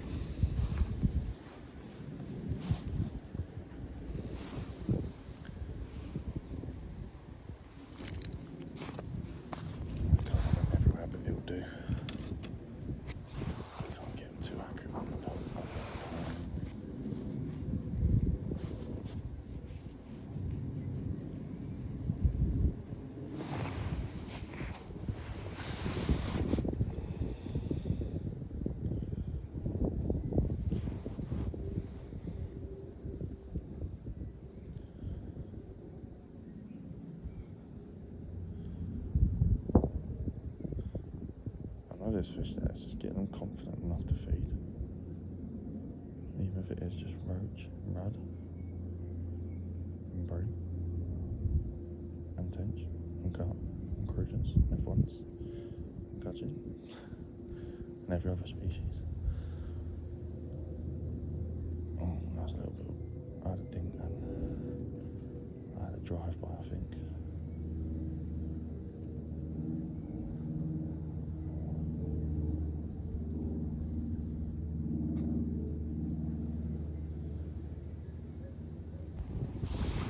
And then I'm thinking about putting the band down there because I can't hold it on bottom. And I kind of want to get through these roaches. I don't want to hook a roach and scare off the bream. So I'd rather just hook a bream straight away.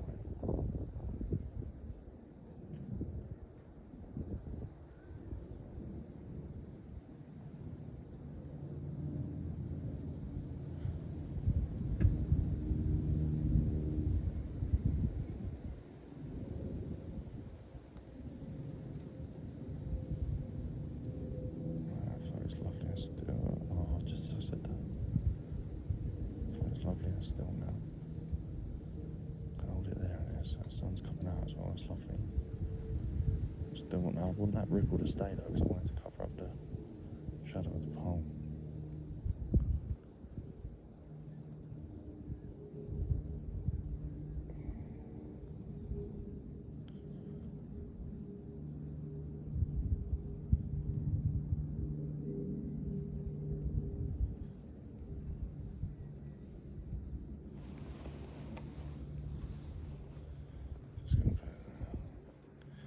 I think I might have to replumb this up again. After having that roach, I might have just moved the float a little bit when I had it in the net.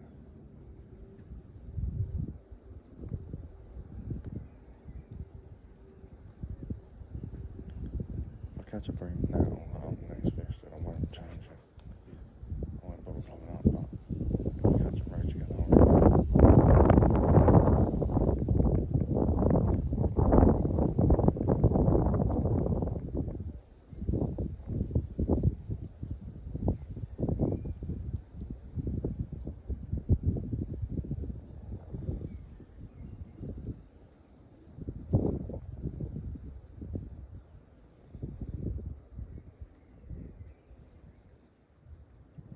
indication on it.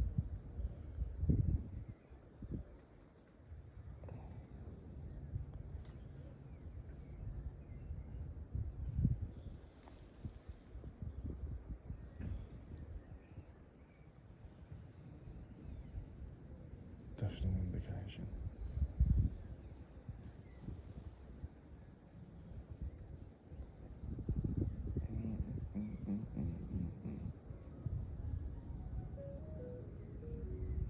Can you hear that ice cream van in the background? I had to stop the other video and use this one to play onto it because Basil done something and hurt himself and started swearing. Now this is how it should be, it's how nice it is. I'd rather be like this than windy. The sun's coming out again, it's lovely.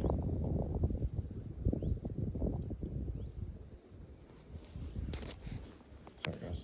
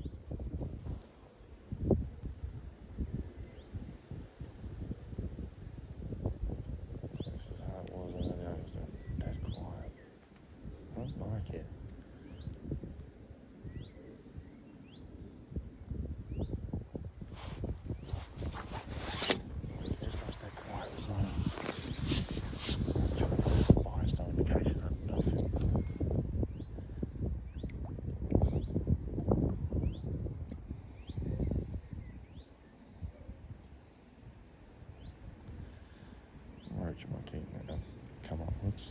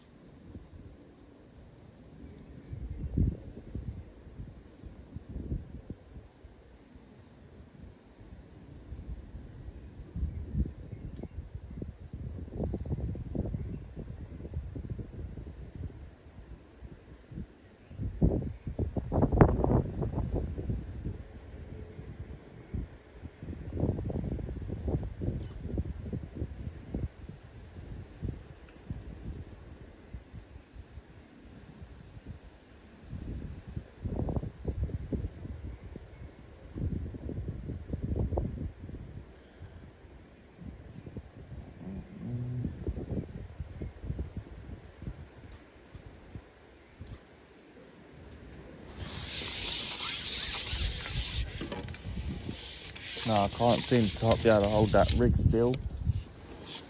So I'm just going to sit there on the rod for a little bit. I'm going to change over to the method feeder with the bandum.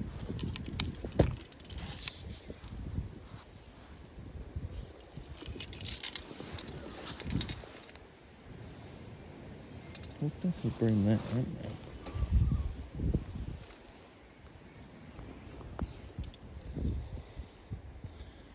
Definitely Bream there.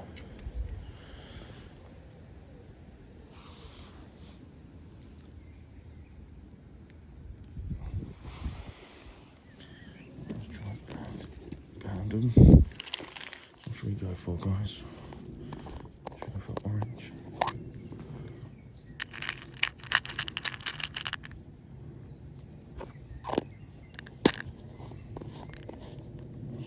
So wait, bandums. I think I can now.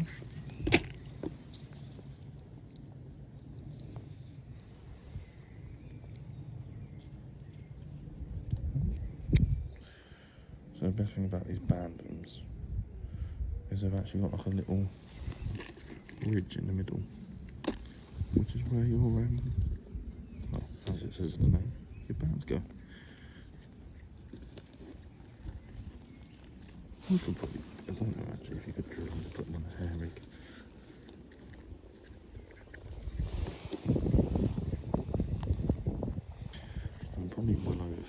nice feeder. I'm not going to lie to you. Yeah, let's just put a little bit more organics on top.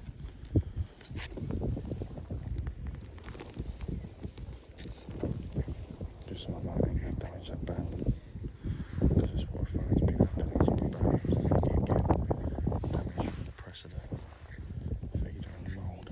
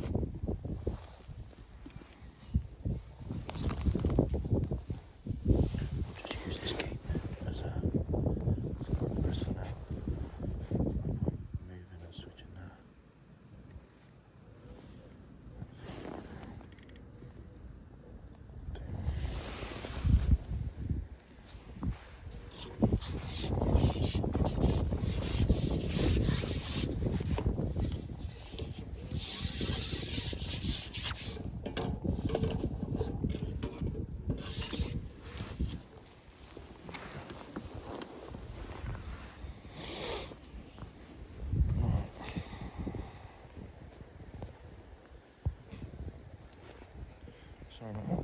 I'll just watch this rod now. I think that might well just go around because it's an indication.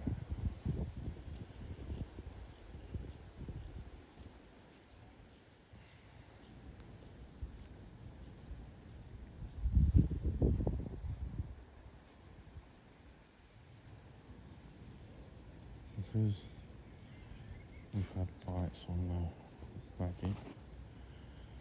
Definitely think that there is some fish that we caught. We've had a bream, so and this is actually the one some I haven't tried the fillet and band them on. So it's now gone up to 5:05. I'm gonna go put the rod left. I'm gonna pack up about 6. I'm gonna give it a couple more hours. Sorry, 20-30 minutes. So then I'll pack up and get my next out's dry. Can't go through neither way, but can't read the viewers tomorrow, wet next from here.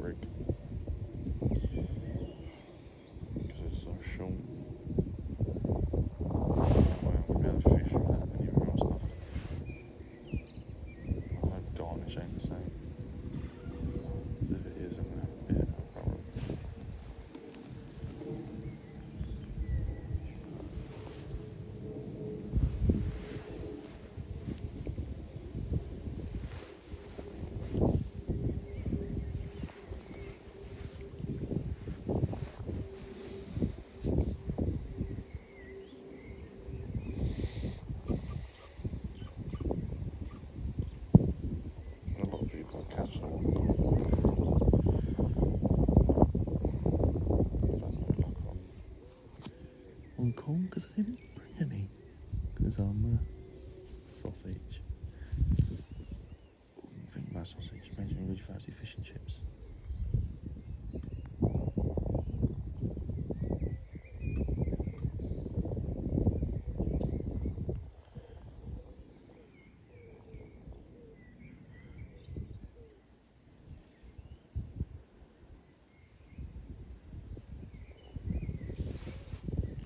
I'm going to give it till 1/4 past. If I've had nothing on this rod, then I might just call it a day.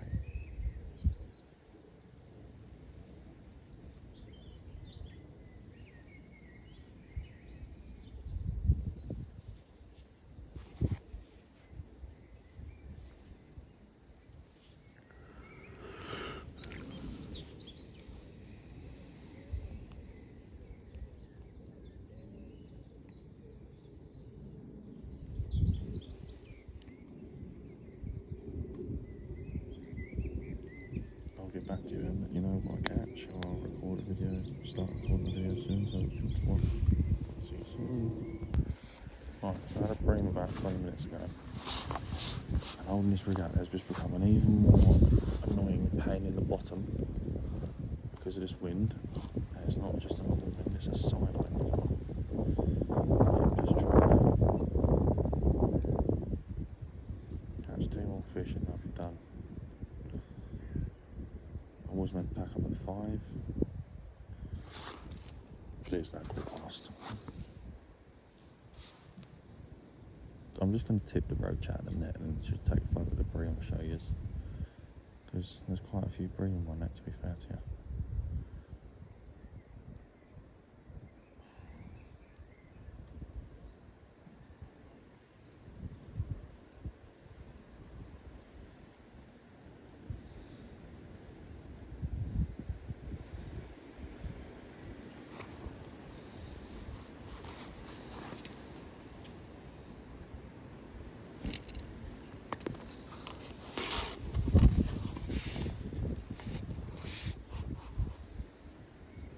Can't beat this joint.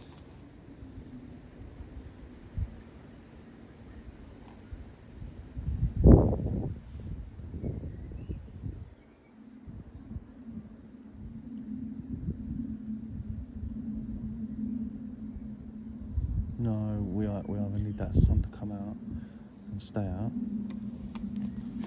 or need this wind to go away. So when that sun's out, that wind drops.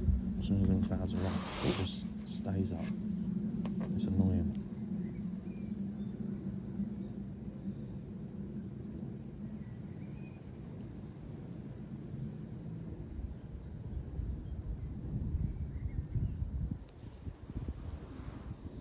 It's absolutely annoying with that. When you can't keep your rig still, there's nothing worse than not being able to keep that rig dead still.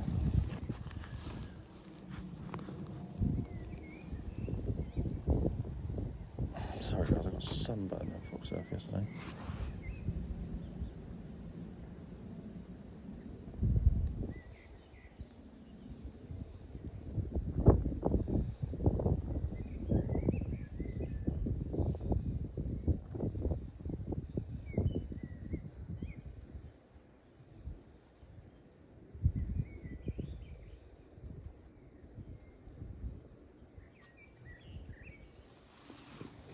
There seems to be a lot of bream in here.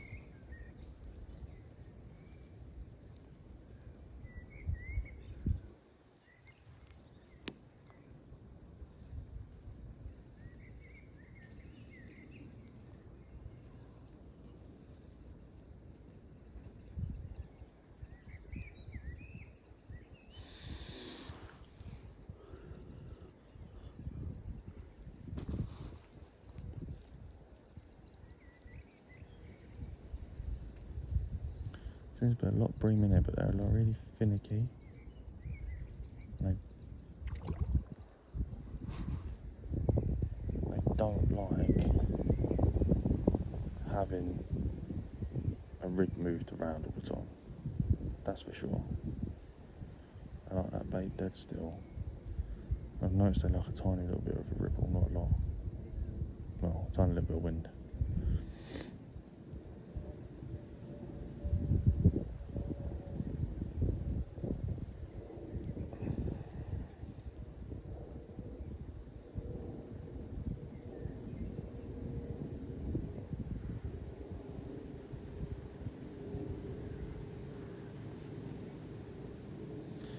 Do you know what, we'll have one more bream and we'll pack up.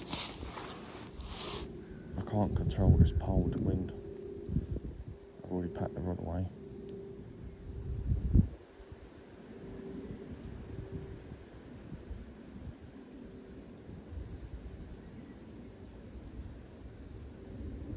I can barely see the float as it is now. Due to the wind. This is literally what happened to me at Bewers the other day, or the other week. I couldn't hold pole rig still enough.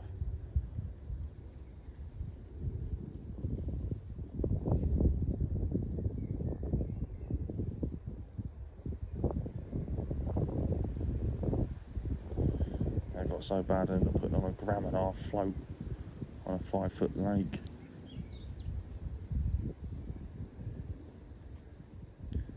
I ended up switching to the feeder rod, which just isn't what I wanted to do. But I had to, because otherwise I wouldn't have been able to sit there and catch anything.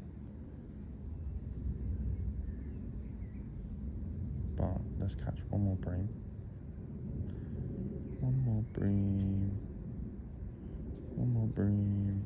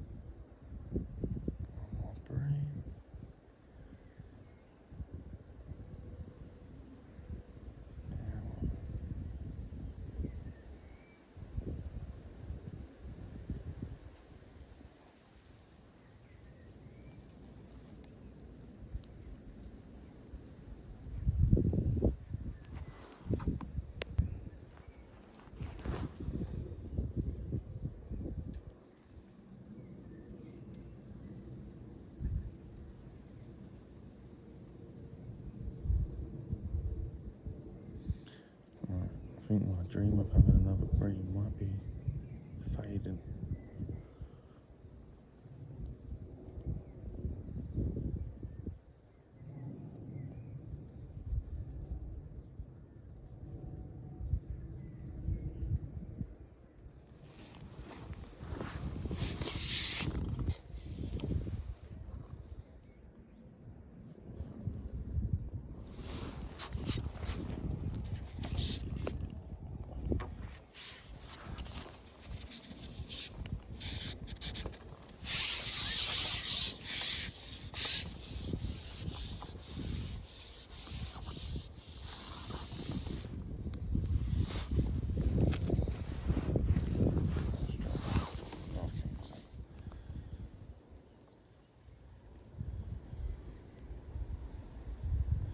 I actually prepped this line earlier on in the day, so it's actually come in handy that I've prepped it, to be fair.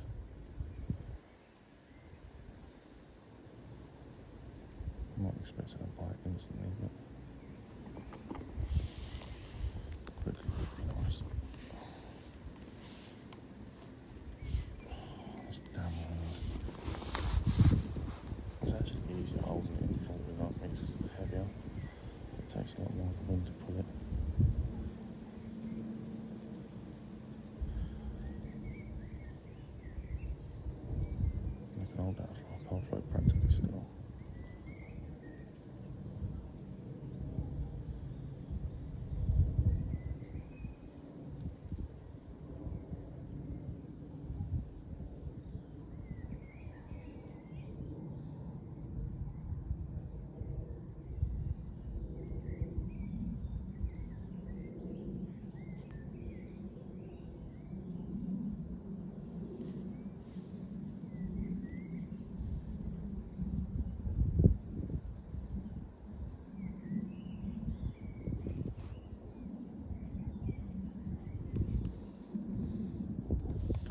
roach or a rud, then I'm just going to pack up straight away.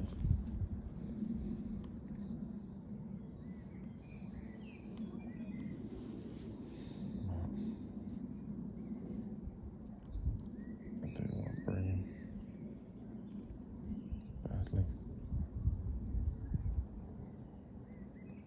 One more just to finish the session off.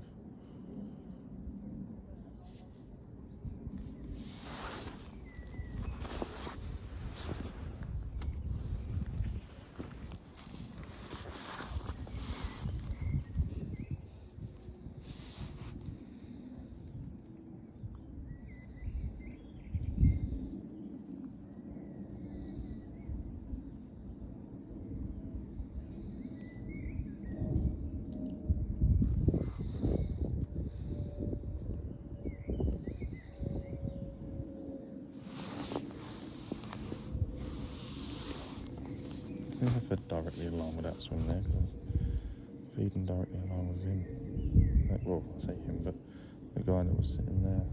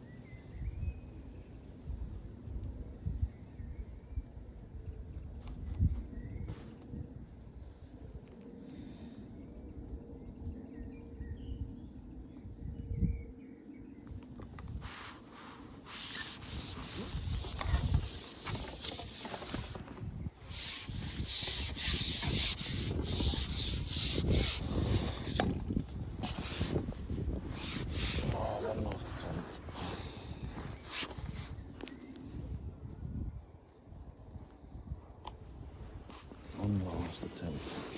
And if I can't get a fish, then I'm just going to pack up.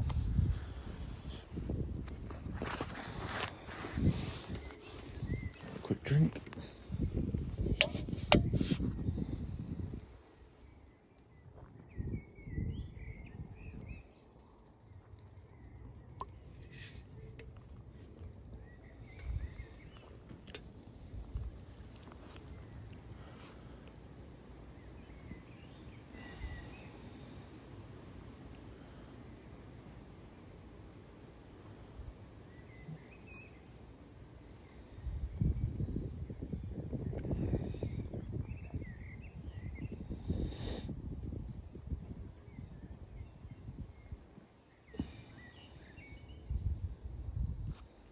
Oh my god, it's 5:30 already. Right. We did say next roach or rud we'd pack up. So we can either go back in quickly and try for a bream, because normally we have a bream straight after a roach. Barb ducks.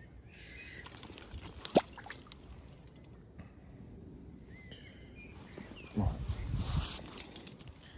I reckon I got £20 in that net, on the left net. The right net I kept separate for roaches and things like that. Purely and simply because I don't want to put £4 fish, but a 2 ounce fish or 3 ounce fish, you know.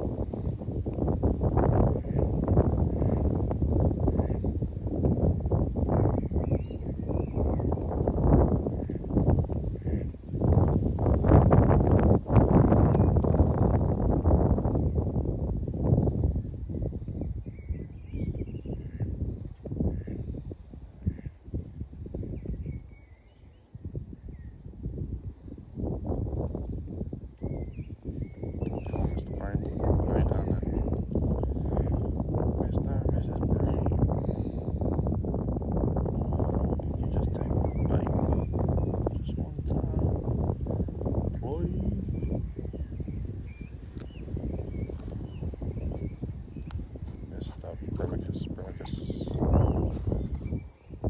There's Buddy in my cube now, I think he's telling me there's none more out there. I know there is.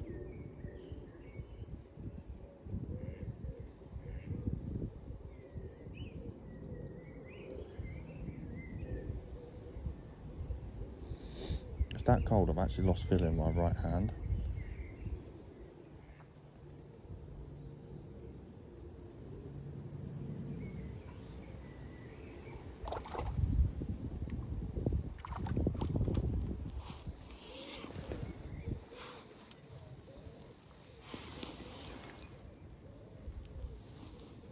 Why they find each other?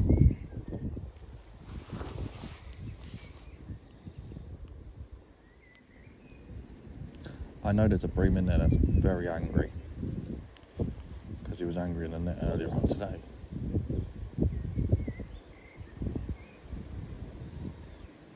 So I'm saying one more bream, and I'm going to quickly take a photo, weigh him, put him back up.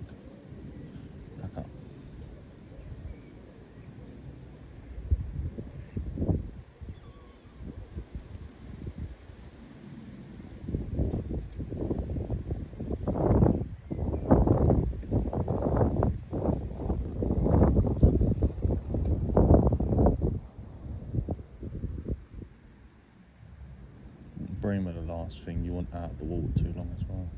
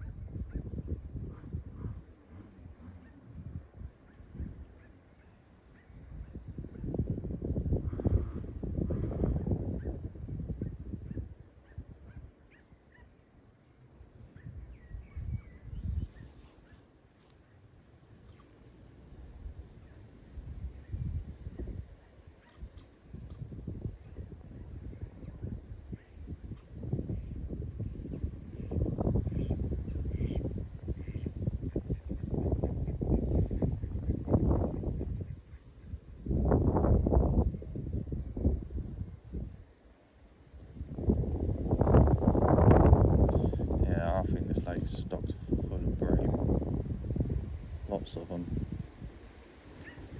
but I like them. I'm going to pack up now anyway. Right. I'm going to pack up now anyway, but I've enjoyed today. I most have definitely enjoyed today, but yeah.